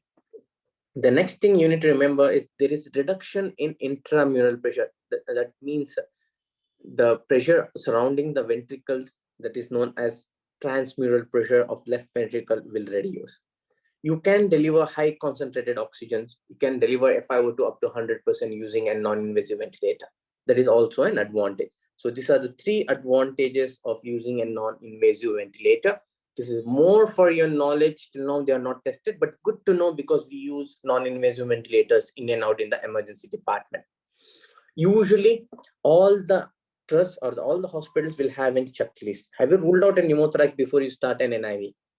Have you been wearing an post-exposure protective equipment? Because it's an aerosol procedure. This patient might be a COVID patient, so you shouldn't get exposed. Wear PPE before doing it. If the patient is having dentures, make sure the dentures are in situ. Don't remove it because the mask will fit better if the dentures are in situ. Get an ABG before starting the NIV and get an ABG after 1 hour of starting the NIV to see it is improving, deteriorating, whether you need a mechanical ventilator, what needs to be done to plan it further.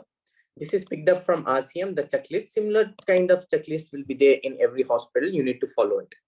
The very important one is this chart, which is picked up.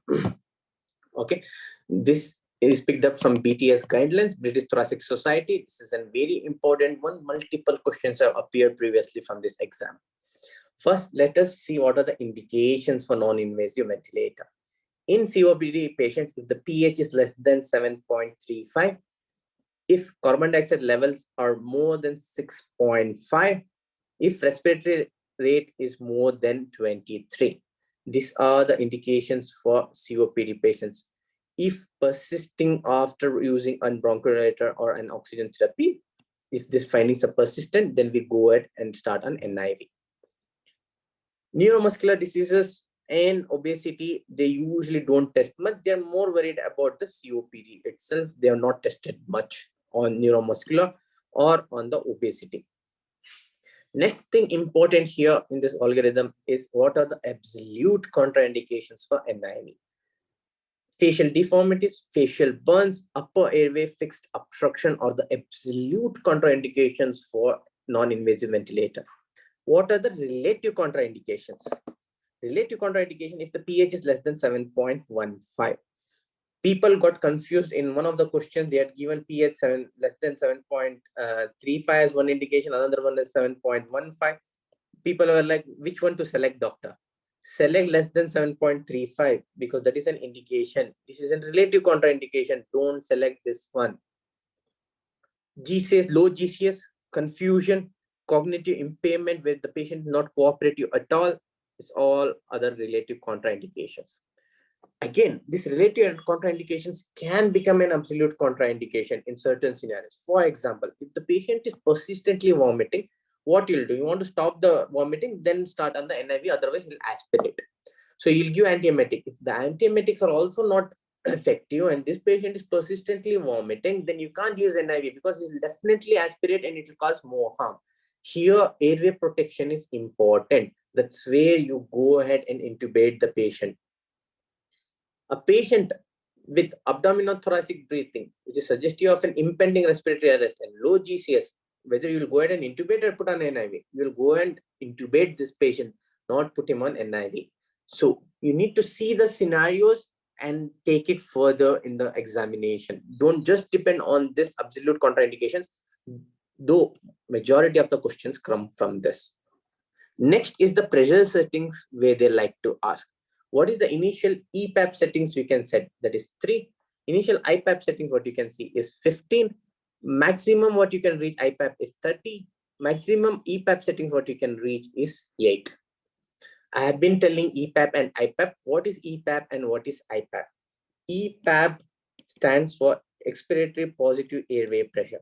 Expiratory positive airway pressure. IPAP stands for inspiratory positive pressure. Okay, during inspiration, at what pressure the airway is pushed in? That is inspiratory positive airway pressure. What is EPAP? During expiration, still the airway is pushed in a certain pressure. Why do you still pushing the air in a certain pressure? Because if you don't place an EPAP, if you place it to 0, what will happen? There will be collapse all the alveoli. To keep the alveoli open, during expiration also, you'll be pushing the air within very less pressure. That's why they say initial EPAP to be only 3. Maximum you can reach EPAP is 8. So these are the important things what you need to remember from exam point of view from this algorithm picked up from BTS guidelines. Next thing they will test you is on the settings of the NIV. NIV settings, BiPAP. Basically, we mean NIV means BiPAP settings, what we are looking out for here. They will give you a scenario where the scenario PCO2 is high. What you will do if the PCO2 is high? There are 2 things what you can do.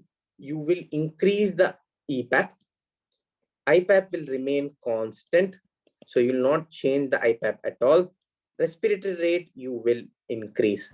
But respiratory rate around 20 is fine. You can't go beyond 20. What will happen if you increase the respiratory rate beyond 20?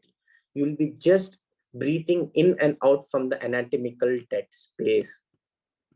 What is anatomical dead space? You must be remembering from your primary exam, anatomical dead space is the part of your respiratory system which is not involved in oxygen exchange. For example, trachea, bronchi are not involved in oxygen exchange. So you will be just inhaling and exhaling the air which is in the trachea and bronchi. Because your respiratory rate is so fast, you don't have enough time to take a good deep breath and you don't have enough time to breathe out everything. That's why around till 20 respiratory rate is good. Beyond that, it is not good. EPAP, if you increase, you will wash out carbon dioxide if you keep the IPAP constant. You have to just increase the EPAP. Why? Because the pressure difference is important. The IPAP minus EPAP, the greater it is, the better it is for carbon dioxide washout. The more the pressure difference, the better it will wash out the carbon dioxide.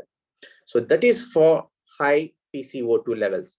What about low O2 levels? Best thing is to just increase the FiO2. inhaled fraction of the inhaled oxygen, just increase it. Next best thing is to increase both incrementally of 2 units. You can keep on increasing incrementally. That should be sufficient. Okay. What you will do if there is a high PCO2 and low O2?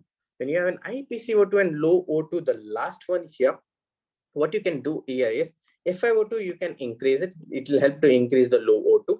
For high PCO2, what you will do is you will just increase EPAP. You will keep IPAP constant. You will not change the IPAP. After doing these changes, you will keep on increasing IPAP will be increased, EPAP will be constant.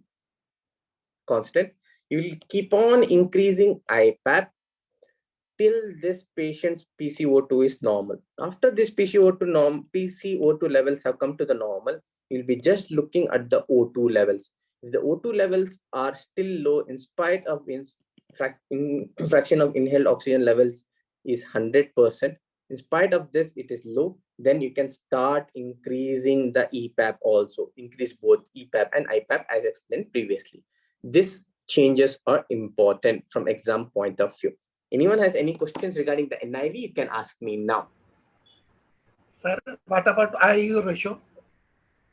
IE ratio is the inspiratory to expiratory ratio. Usually, for example, in a COPD patients where carbon dioxide is retained, we keep it fixed as 1:2 ratio.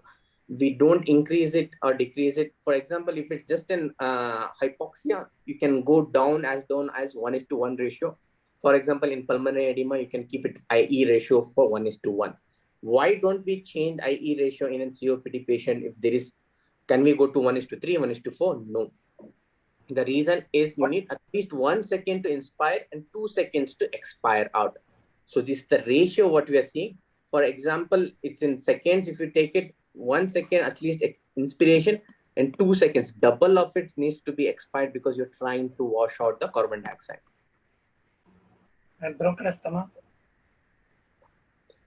Bronchial asthma depends on what picture it has present. Bronchial asthma, you will keep it 1:1 ratio because it's an hypoxia what it presents. It doesn't present as a type 2 respiratory failure. So you should be good at your asthma. Excuse me, can you repeat high PCO2 and low O2?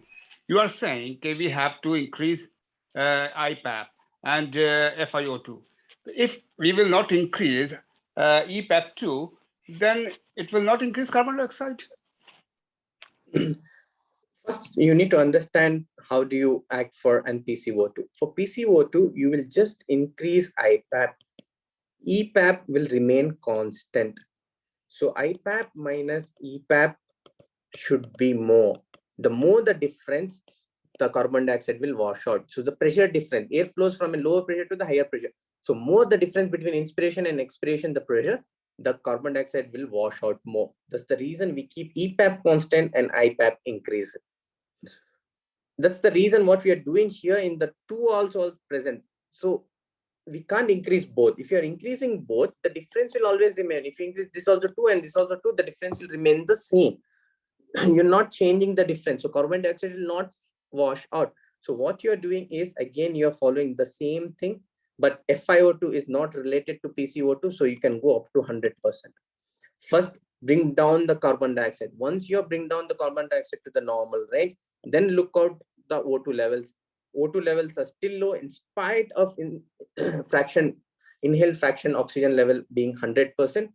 That's when you can start increasing both incrementally. So, So is Doctor, it clear? when we Yes, increase the EPAP, can we increase? when we increase the EPAP, in which situation? Only the EPAP. Only the EPAP we usually don't increase. You can increase only the EPAP is equivalent to PEEP, but we don't. It is not recommended to increase only the EPAP. So type 1, I think we can increase EPAP. You are getting confused with a ventilator setting about PEEP. We are talking about an NIV here with type 1 respiratory failure. If you are just increasing the EPAP, is not recommended. Both are increased. Why we can't use the increased respiratory rate for high CO2? If the respiratory rate, what you initially set is around 12, 13, 14, 15, you can go on and increase till 20, 22, that should be fine. Sir, if patient have retained PCO2, can we increase the EPAP only? If you IPAP, the pressure difference will determine the carbon dioxide washout. If you're just increasing EPAP, it will come close to IPAP, so you will retain more carbon dioxide. The difference you need to increase. Okay, thank you. Now let's go into management of tracheostomy obstruction or laryngectomy obstruction.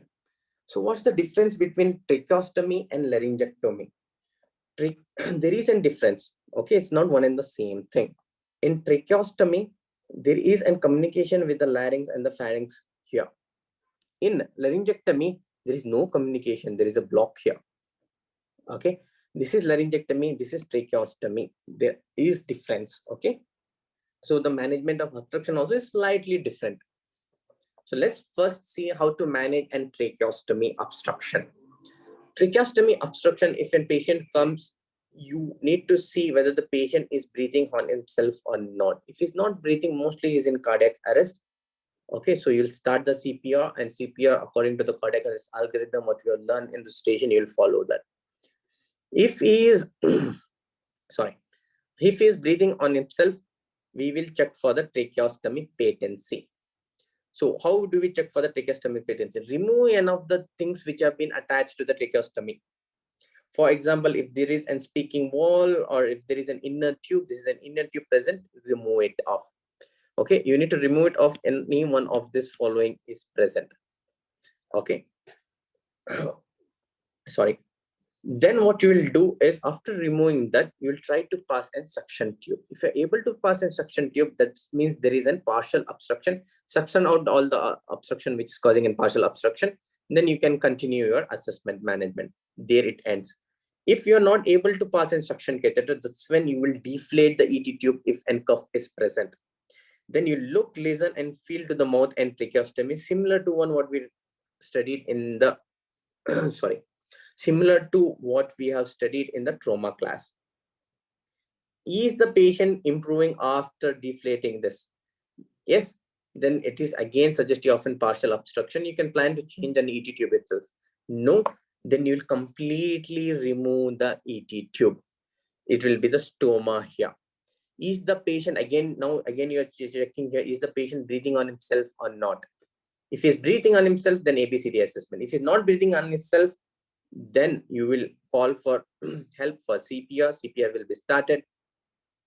You will start doing bag mask ventilation by obstructing the stoma and start doing bag mask ventilation. If you're not able to do bag mask ventilation from the mouth, then remove the finger what you're closing the stoma. So remove your finger from here, place an pediatric sized LMA. Laryngeal mask which is sized of pediatric, place over the stoma, place over this pediatric sized LMA, then connect it to bag here, that is bougie, and start ventilating. Then you need to intubate this patient if required, because there is no respiratory arrest. You need to intubate. First, go ahead with oral intubation. If this is unsuccessful, then only attempt intubating from the stoma. Okay. Again, at the starting, one thing which I have not mentioned or forgot to mention here is the first thing, if the patient is breathing on himself, is placing the oxygen mask to the mouth and to the stoma also. Both sides you need to place the oxygen. So place the oxygen mouth, remove all the attachments, including the inner tube. Try to pass a suction catheter. If it's not able to pass, then deflate and see. Not able, then you will remove the complete ET tube itself, and the tracheostomy tube.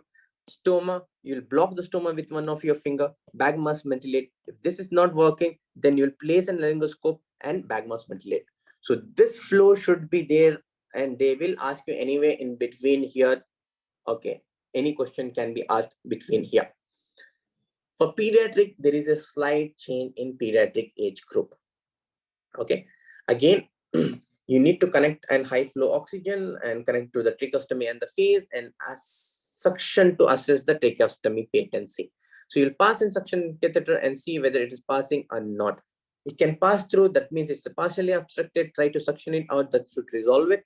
If you are not able to suction it out, that's when you need to do is, if there is a cuff, you will deflate it and directly change the tracheostomy tube. Okay, this is the difference, or this is the change what you need to remember from that of the adult algorithm.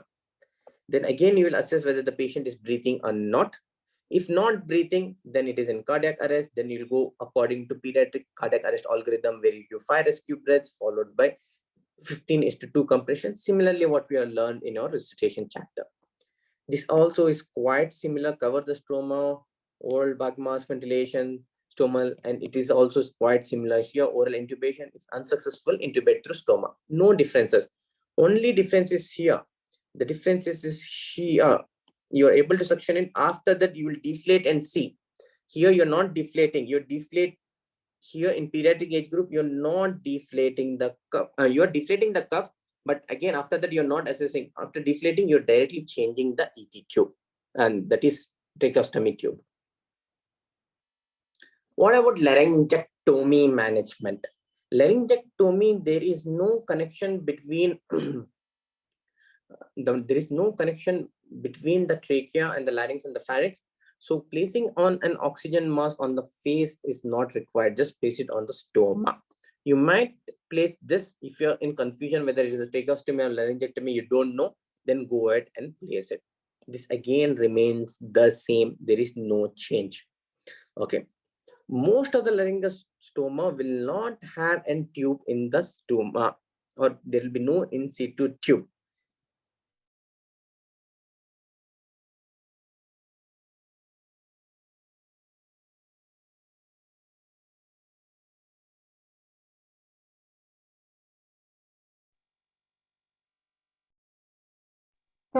No voice. No voice, Dr. Ami, sorry.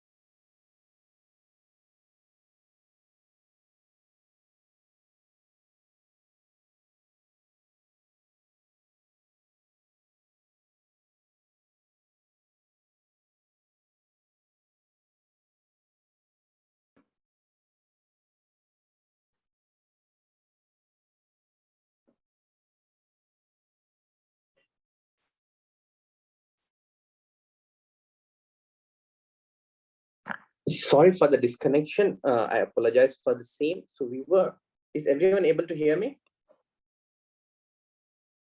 Yes. Yes, sir.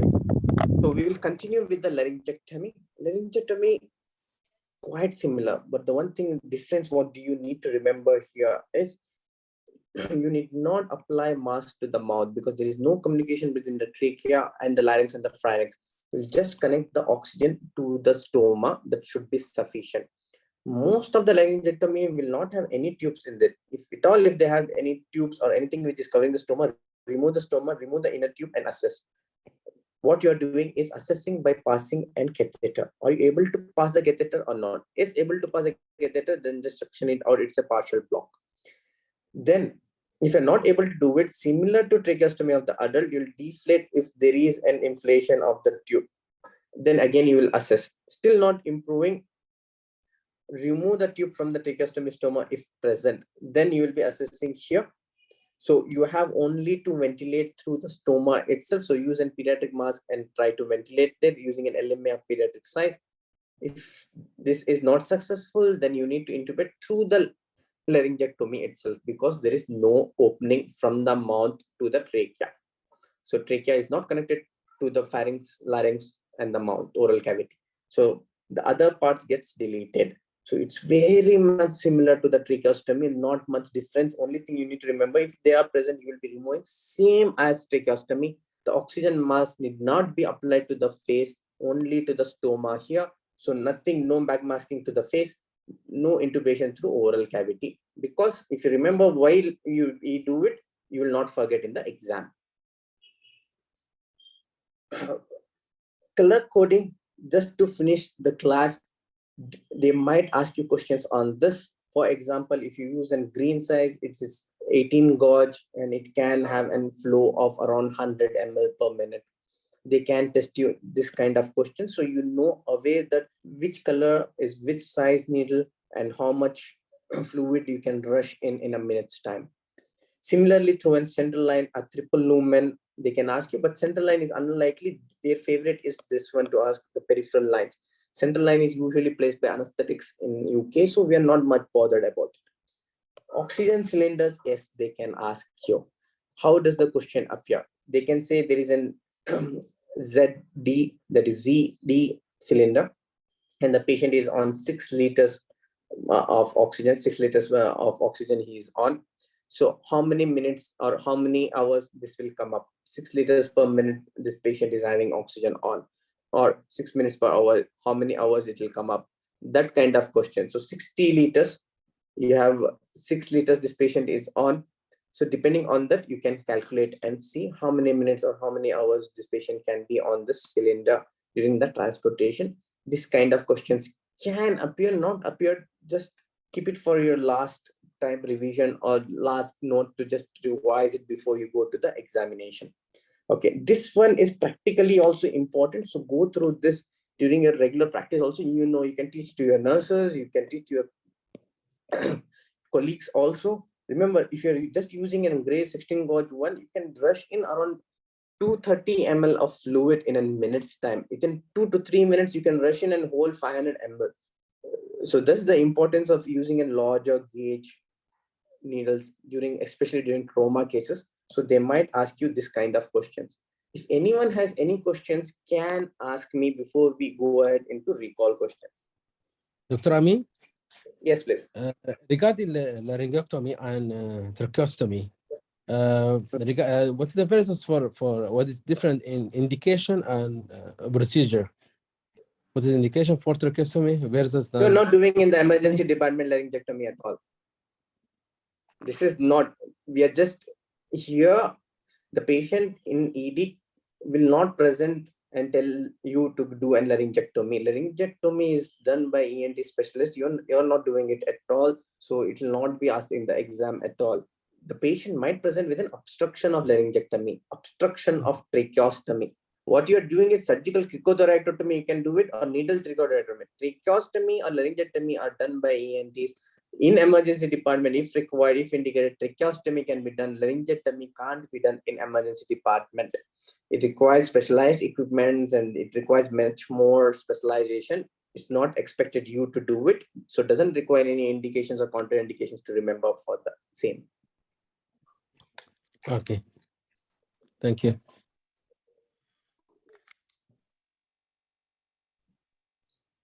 Let's go into the recall questions. Yes, Sorry, please. Dr. You can Amin. yeah.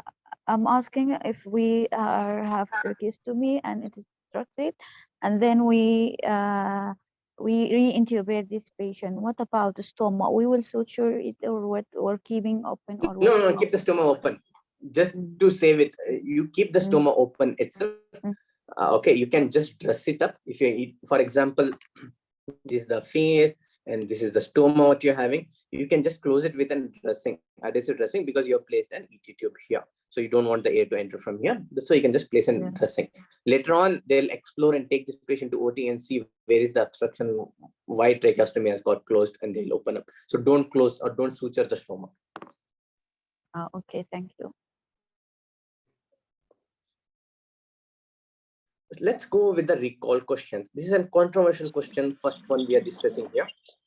So we have a blocked tracheostomy in a child, sinus, speaking wall is removed, mom did suction and she confirmed that she's not able to pass the catheter. So what you will do next? Option A. Try and replace the tracheostomy.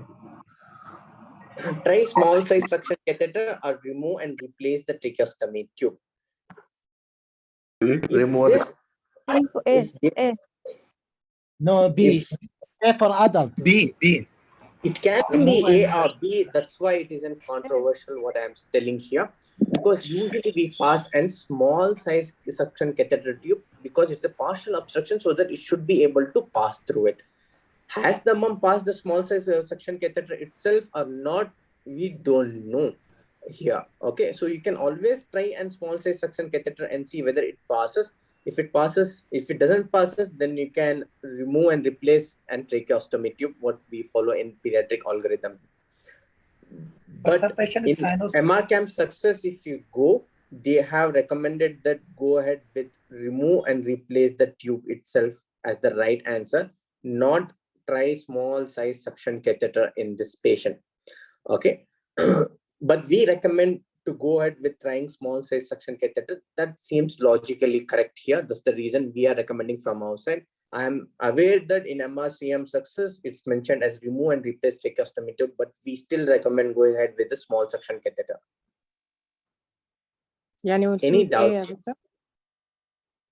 Yeah, we recommend from our child to choose A. But the mom did suction already, so we can choose suction again. We are, because they are specifically mentioned as small size here, we are assuming that mom might have used a larger suction catheter. That's why it might have not passed. So we are trying to use a small suction size, small suction tube size. Okay, fine. Okay, it again depends. I'm pretty sure this much, there might be much more information given in the examination, which might have helped to choose over A or B. Okay, so look out, read the question scenario. This much what we have got, we have posted here. There might be still more to this stem of the question. Depending on that, you can go ahead. So we are, the thing missing here is vitals are stable. So what will be the right answer here? Disconnection. Check the ET. Check the ET tube for disconnection will be the right answer. Here the stem of the question says end tracing. There is patient lost complete ET tracing while the patient was in CT scan. Mostly while shifting to the CT scan, the patient ET tube has got disconnected. ETCO2 monitoring tube has got disconnected because the patient is hemodynamically stable. If the patient is hemodynamically unstable, the right answer will be disconnect and do and mask ventilation, because this patient doesn't has any ventilatory support or ventilatory efforts at all. That's why it has become a flat line. It has become a flat line because there is no ventilatory efforts. That's why you are doing mask ventilation. So it will change if the vitals are unstable. Doctor, we say that this patient is vitally stable because the patient shift to CT. No, I'm telling in stem of the question, they had given vitals, which is missing here. Okay, the patient can have respiratory arrest during CT scan itself. So you need to look out from the stem of the question, what they have mentioned about the vital parameters. Is the oxygen saturation dipping? For example, this patient, if they mention oxygen saturation is 60, that means hemodynamically unstable. He has a respiratory arrest. So disconnect and do and back mask ventilation for this patient. Let's go for the next question. Here we have a pediatric age group child who has fallen and playing football, sustained a head injury, has a large lacerated wound. Mom says he is also suffering from an upper respiratory tract infection. GCS is 15. You decide to suture the wound using a ketamine. What is the absolute contraindication? Ketamine. So which one of this following is an absolute? Upper respiratory tract infection is the contraindication here, not the head injury. Many people selected head injury. No, it is not the contraindication here. Here they are just asking what is the contraindication for penthrox. Severe renal abnormality is an indication for is a contraindication for penthrox. Okay, renal dysfunction. Alcoholic liver disease, no. If there is an liver injury because of penthrox, that is a contraindication, not an alcohol liver disease, not in suspected hypothermia. This is the one contraindicated. Again, question on penthrox. You have an young male diagnosed with an anterior shoulder dislocation. Decision was made to use penthrox. First attempt has failed. You are planning to try again with penthrox. What's the maximum dose? 3. 2. 6 ml you can give. Each penthrox contains 3 ml dose. To 2 units you can use of penthrox. So 2 units is the right answer here. What is the absolute contraindication for NIV? Facial burn. Facial burn. Facial burns is the right answer here. They are asking with sorry? If patient have vomiting, we can use? In vomiting is a relative contraindication because you can give antiemetics and stop the vomiting and start them on NIV.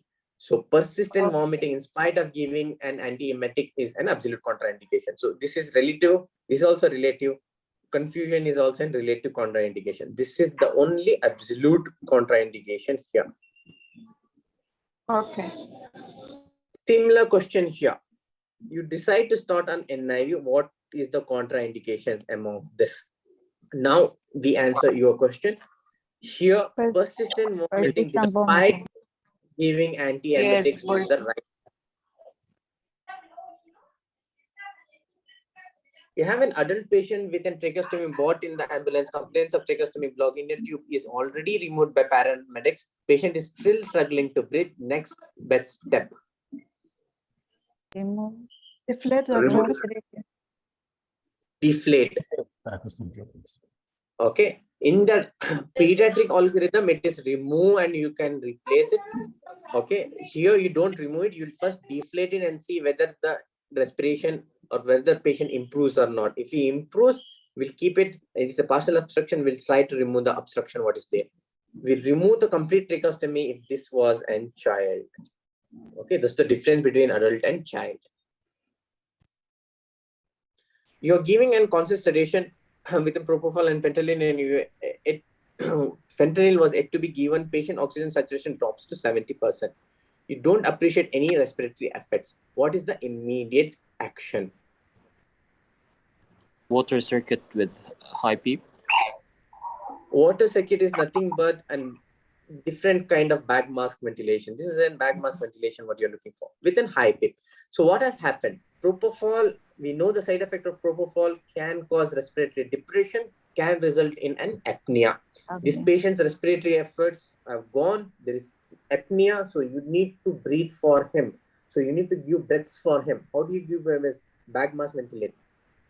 Question comes is why not endotracheal tube and connect to, why not put an UT tube and connect to a mechanical ventilator? DSAT, patient DSAT. We need to be oxygen. Short duration. Yeah. He's One thing you need to remember is propofol acts only for 5 minutes to 10 minutes.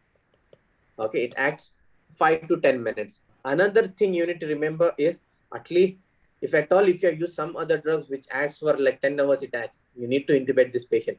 First, pre-oxygenate this patient. You need pre-oxygenate this patient because saturation is only 70%. You can't directly go ahead and intubate because it takes time. Pre-oxygenate this patient with high flow oxygen till the oxygen reaches SpO2 level reaches 100% or at least in the normal range, then plan of going and tubing this patient. So in any way, this will be the right answer. We are going for the next question here. They're asking, saxamethasone is not preferred cervical muscle relaxation because of potential. It is a pediatric age group. Potential of what you're worried in the pediatric age group. Bradycardia. Bradycardia. Bradycardia is the worrying thing in the pediatric age group. Okay, so you need to remember bradycardia.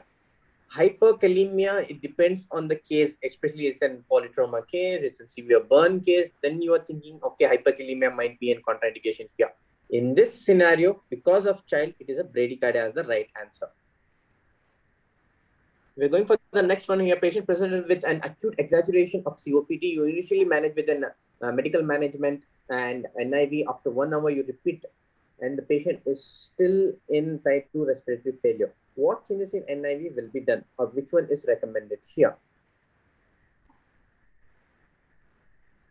Is increasing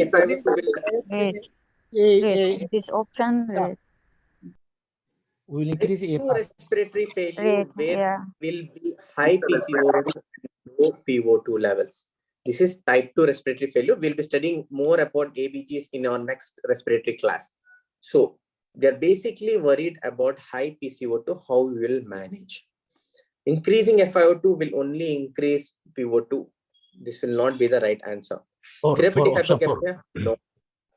Increase EPAP? Increase EPAP. Yes, increase EPAP or increase the rate? No. Increase EPAP? No. Increase EPAP? No. We are increasing the respiratory rate around 15 to 20. Right answers would have been here. Keep the EPAP constant. Don't change it. Increase the IPAP. Okay. And increase respiratory rate to 15 to 20 is an ideal range. Around 20, if you go, it's an ideal range. You can hyperventilate. It will help to wash out the carbon dioxide. Therapeutic hypercapnia, never in a COPD patients. Increase FiO2 will not help in a type 2 respiratory failure. Again, here we tend to keep in COPD patients, we tend to maintain an SpO2 level of 88 to 92%, not more than 92%. For why the reasons we will study in our respiratory chapter in COPD. Okay. So the right answer here is 3.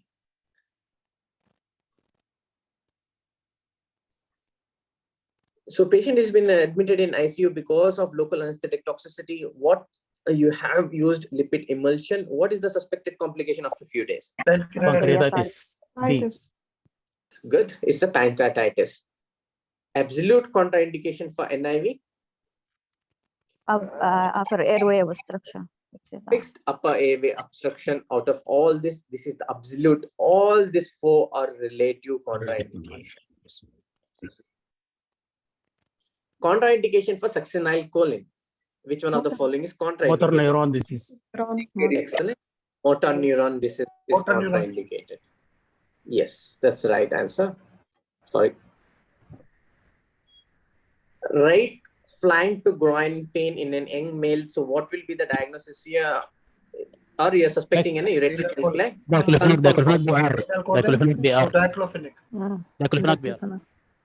Diclofenac PR is the preferred one, though the pain is severe 9 out of 10, you don't give morphine here.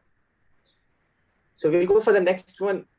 Here, old patient has come with distress and confused, agitated, and having history of sleep apnea.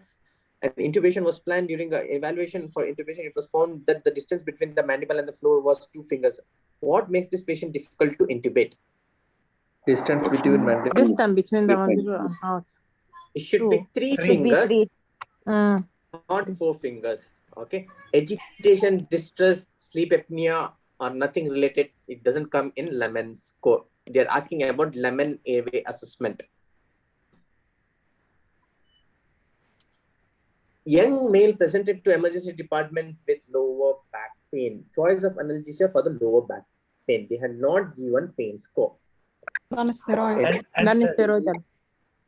NICE guidelines recommends that use NSAIDs in any patient who presents with low back pain. Low back pain, NICE guideline is to give NSAIDs. So choose NSAIDs as the right answer here. Okay, it is clearly mentioned in the NICE guidelines for the management of low back pain, use NSAIDs.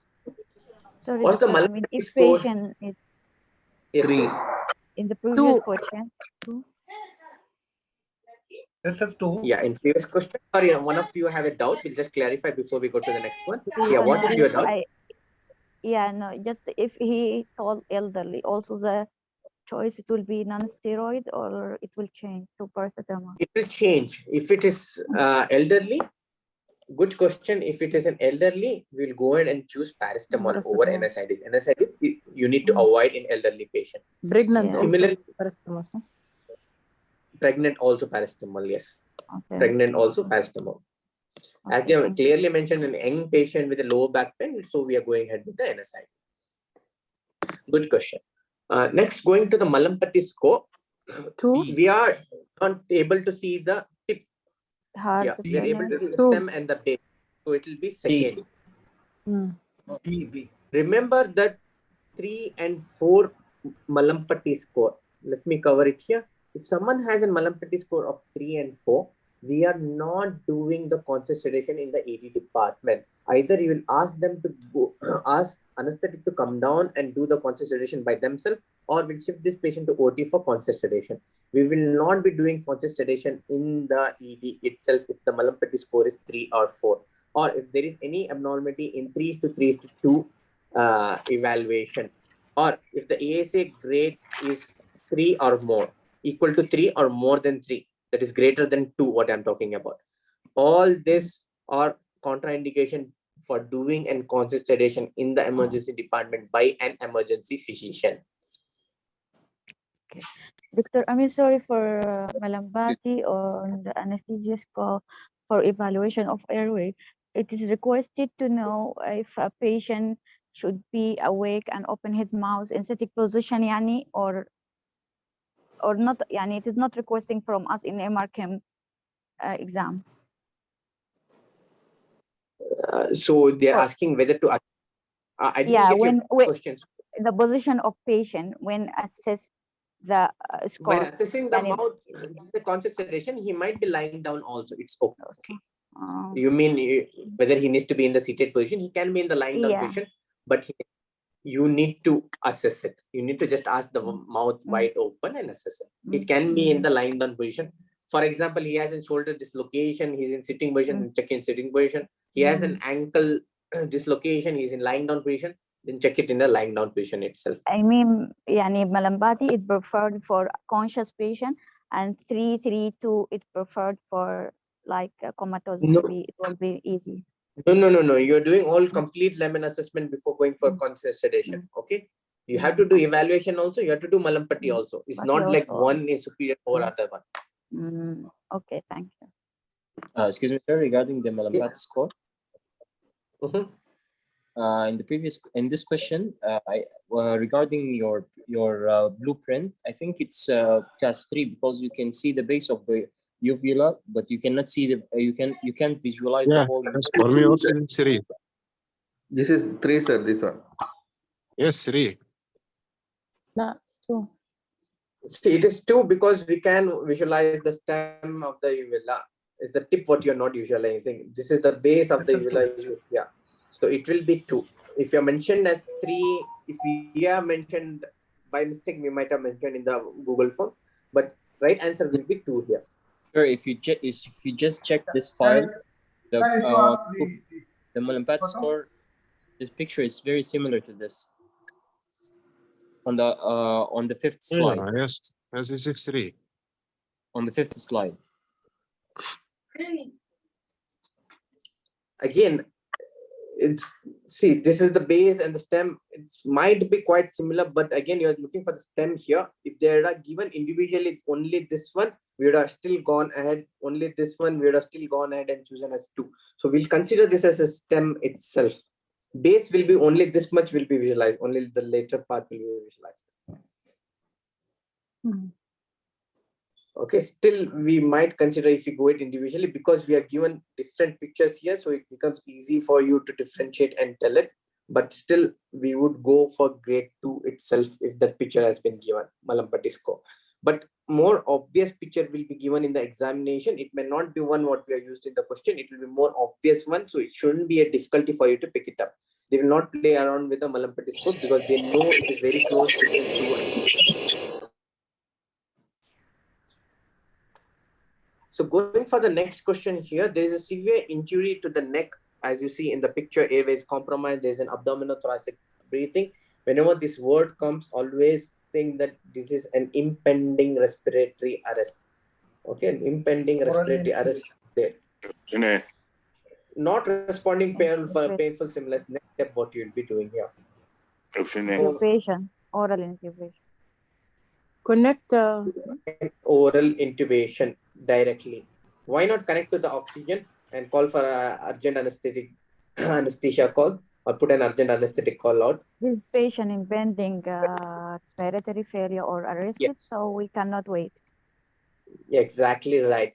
You can't wait because there is an impending respiratory arrest. You will go in cardiac, you will go in respiratory arrest followed by cardiac arrest. So you can't wait and give just an oxygen to this patient because there is already an abdominothoracic airway is compromised. So we need to intubate. If airway is affected, giving oxygen will not be helpful anyways. This is a nice tricky question. Oral intubation.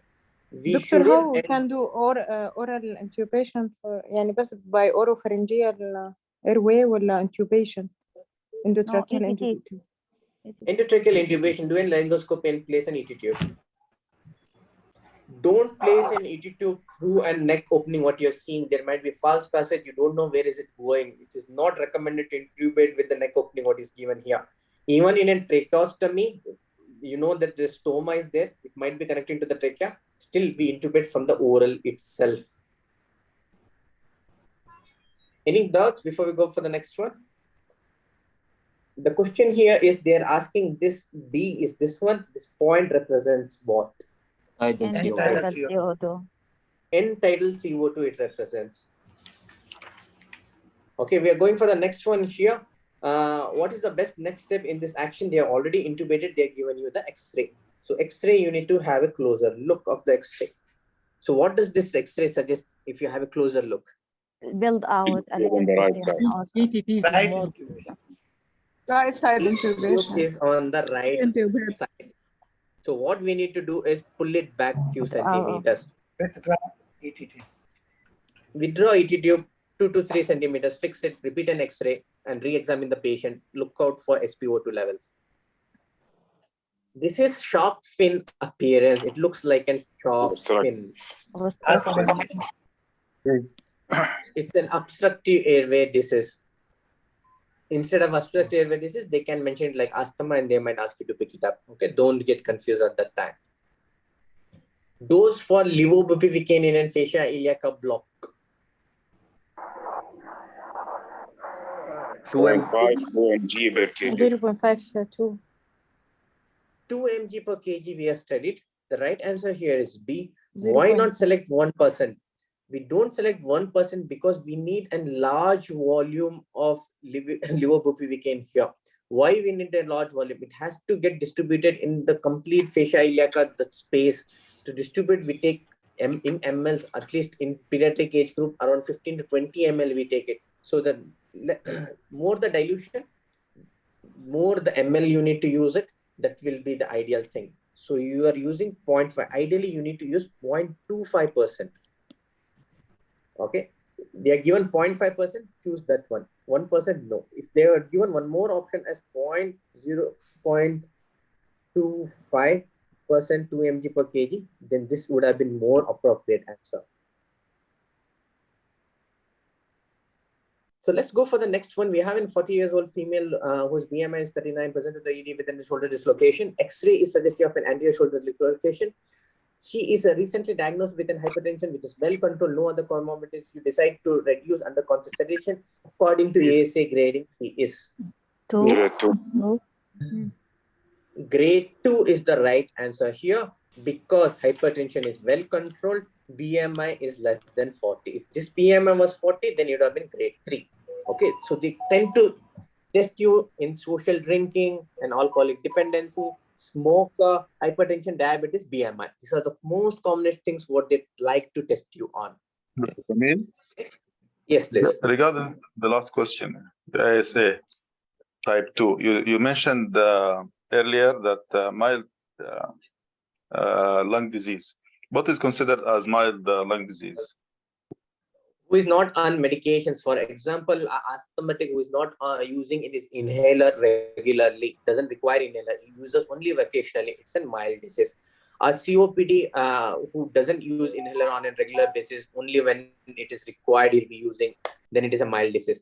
Someone who requires inhaler twice a day, it's a severe disease, moderate to severe disease. Someone who is in type 2 respiratory failure because of COPD, severe disease. Next, we have a child with tracheostomy. Mom thinks it is blocked. You tried suctioning, unable to pass. Patient is in cardiac arrest now. What's the next best step? The patient is in cardiac arrest now. What you will be doing now? Oral intubation. Oral intubation. So to not to get confused, we will just go back to the algorithm here. That's the reason I'm going back to the algorithm. Let's see the adult one. Adult one also, if the patient is not breathing here, is in cardiac arrest, still you are assessing and tracheostomy patency. This for the adults. Pediatric age group. See, in pediatric age group, section, you're doing A, B, C, D, E assessment, you're doing in suctioning, everything here. But it is important to see here, you're going here and you're doing in 5 assessment, then you're doing in bag mask ventilation here. Okay. So you got the difference between an adult and pediatric age group. So the right answer here will be bag mask. Cover the outer tube and bag mask ventilate will be the right answer here. But can you cover the outer tube and just bag mask ventilate this? Can this be the correct answer here? Why it is not logically correct here?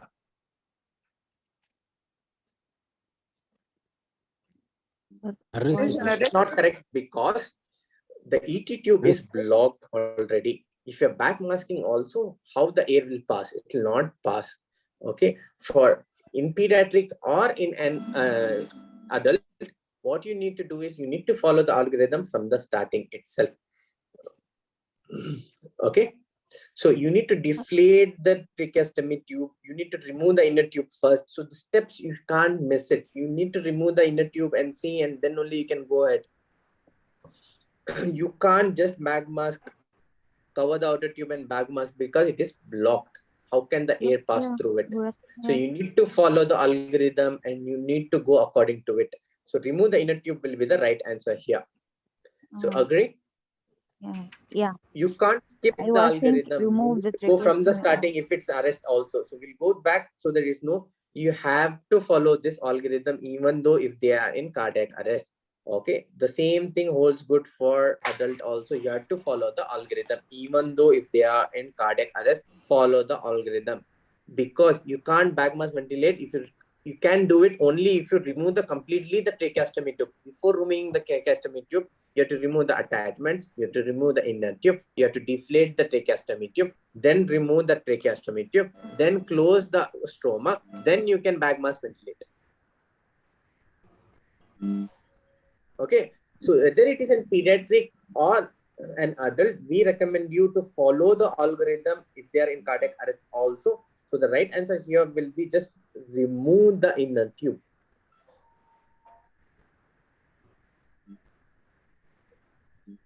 Intubated patient on mechanical ventilator connected to the waveform capnography. See the waveform here. Rest of the vital parameters are stable. Likely cause. Disconnected. Disconnected is the right answer here. You decide to reduce under conscious sedation. Minimum requirement of trained professionals. You need 2 doctors and 1 nurse minimum. Okay. ET tube size calculation. Before we go in this, there is a slight confusion on the ET tube size calculation in the pediatric age group, especially in the pediatric age group. Why it is a slight confusion? Because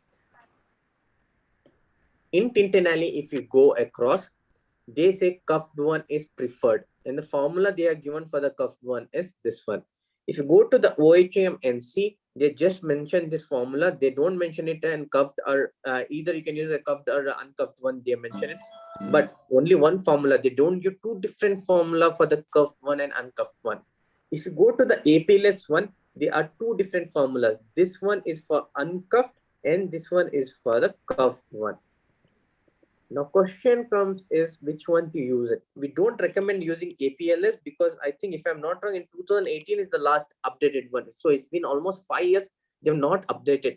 The latest updated guidelines recommend that use cuffed one for everyone except for premature individuals. Okay, for premature individuals, 3 size uncuffed you use it. Other than premature babies, for everyone you're using cuffed one. Okay, the formula you're using is age divided by 4 plus 4 to determine it. If they specifically mention it as uncuffed, then you can think of using the formula sorry, uncuffed. Again, the formula remains the same. If they specifically mention as curved and they are given 0.5 differences, then you can use this formula, but still we don't recommend you to use this formula at all. Okay, always cuffed or uncuffed, go ahead with the same formula, because that internally in the OHM they're just given this formula, they're no longer giving this formula. So there were 2 questions which had appeared in the 2 days back. So calculate the ETCO2 for a 4-year-old. So what will be the size for a 4-year-old? 5. B. It was not mentioned cuffed or uncuffed, so it will be 5. 5. For a 2-year-old, which one you will be using? What is the formula? 2 divided by 4 plus 4. 0.5 plus 4. It's 4.5. 4.5. This is the right answer. I am aware that in your MRCAM success, they use 3.5. I think they're following APLS. We don't recommend you to follow that one. We recommend you to follow this formula itself. 8 divided by 4 plus 4. Okay, don't 3.5, don't use that formula. It is kind of outdated now. What is the maximum EPAP settings you can reach? It is the 8. 8. Contraindication for Entonox. Pneumothorax. Any air-filled spaces like an sinusitis or otitis media or pneumothorax or intestinal obstruction, they're all contraindication for pneumothorax, all contraindication for Entonox. We have a child with a fracture, crying with pain, says pain is quite severe. What anesthesia you doing? Okay, Dimorph intranasally is the preferred one in pediatric age group. You have in 16 years old asthmatic, shortness of breath, not maintaining saturation, you plan to do and rapid sequential intubation. Drug of choice for intubation. Ketamine is the only drug which causes bronchodilation. It's the preferred one for rapid sequential intubation in asthmatics. Similar question they are asking, where does ketamine act on? NMDA. It's NMDA receptors. Propofol, midazolam, etomidate all acts on GABA A receptors. Okay, rest of them act on GABA A receptors. Patient with a shoulder dislocation, sedation was done, and drug used is propofol. Patient is in research room, and there is another patient in need of resuscitation. What you should be doing, or what action should be taken? Discharge the patient when pain subsides and all vital regions. Wait. You don't immediately discharge them.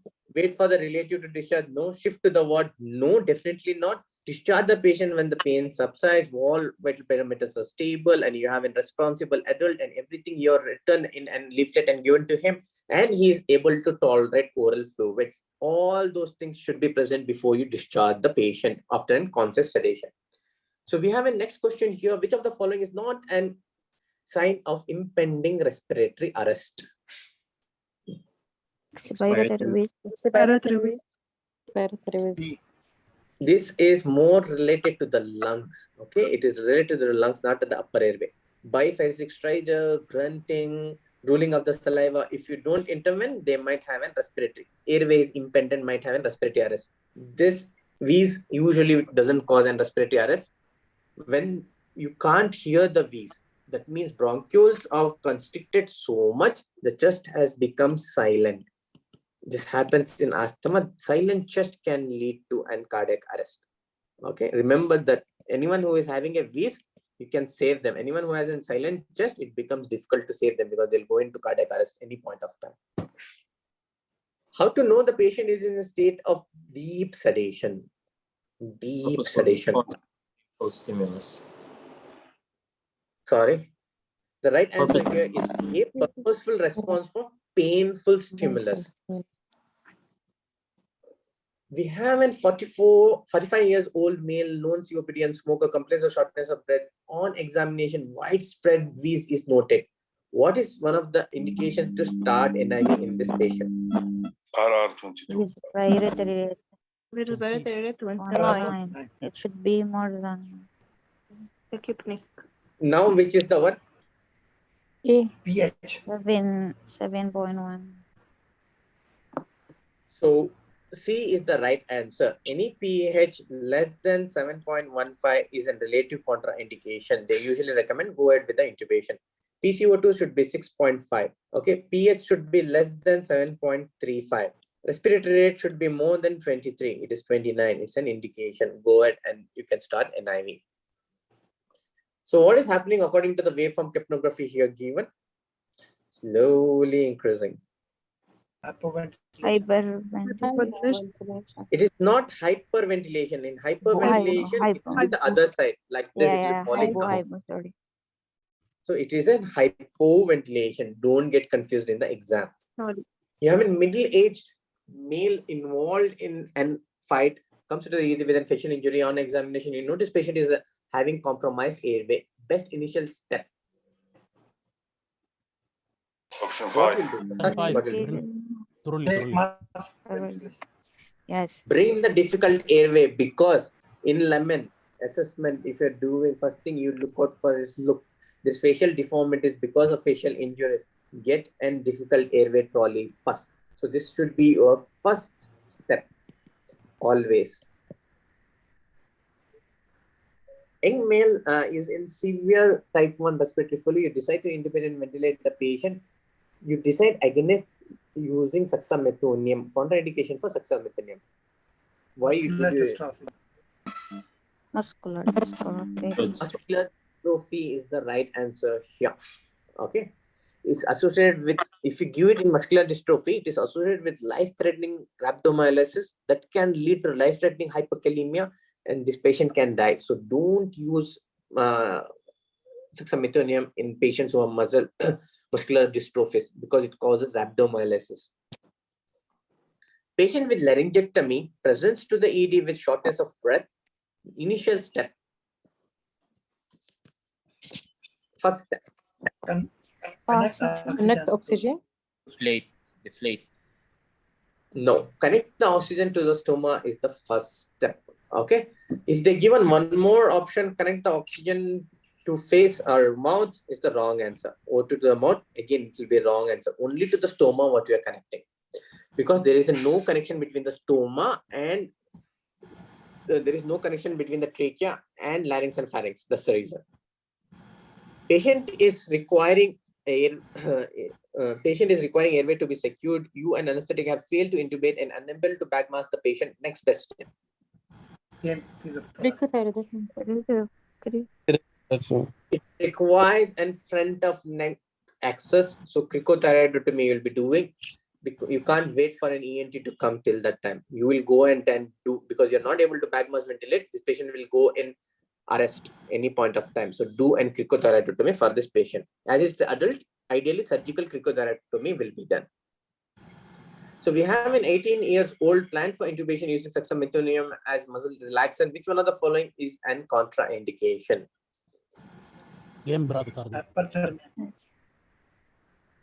Hypothermia is not here. Hypernatremia, no. Hyperkalemia, yes. Tachycardia, no. So bradycardia is the contraindication here. Patient was intubated to get to a CT scan due to an agitation succinylcholine was given. Patient was planned for extubation, but no respiratory effects in likely cause. Choline stress. Equipment failure. Cholinesterase deficiency. If there is a cholinesterase deficiency, succinylcholine acts for very long time. So the skeletal muscle relaxation action will remain for the long time. So this patient needs to be intubated for a long time till the effect comes off, because you're suspecting an cholinesterase deficiency in this patient. Sir, why not equipment failure? Maybe patient is and they are. You're planning to extubate the patient, okay, but there is no respiratory efforts. How equipment failure and respiratory efforts will be related? Okay, there's no relation between the both. That's the reason. Let's go. Child with a femur fracture crying in the PN says severe pain. Drug of choice for pain management is Dimorph intranasal. It's a kind of repeat question. Again, it was last date. Again, there was a repeat question. Same thing. Ureteric calculi. Same was repeated last week. Okay, this is the last question. Anyone has any questions can ask me. This both has been repeated questions which had appeared last time. That's why we have put up here. Okay. Anyone has any questions can ask me now.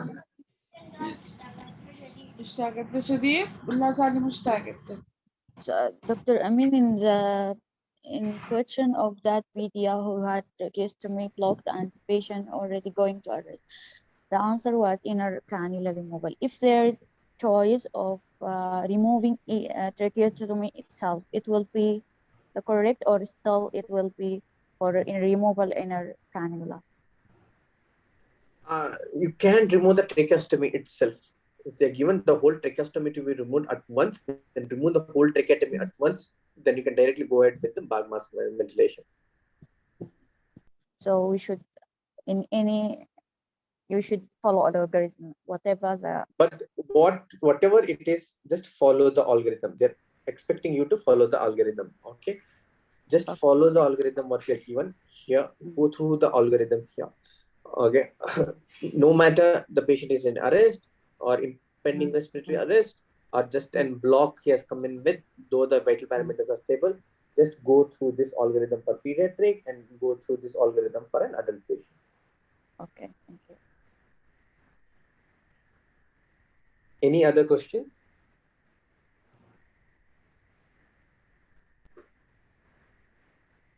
Okay, we'll stop the class here. Thank you, everyone.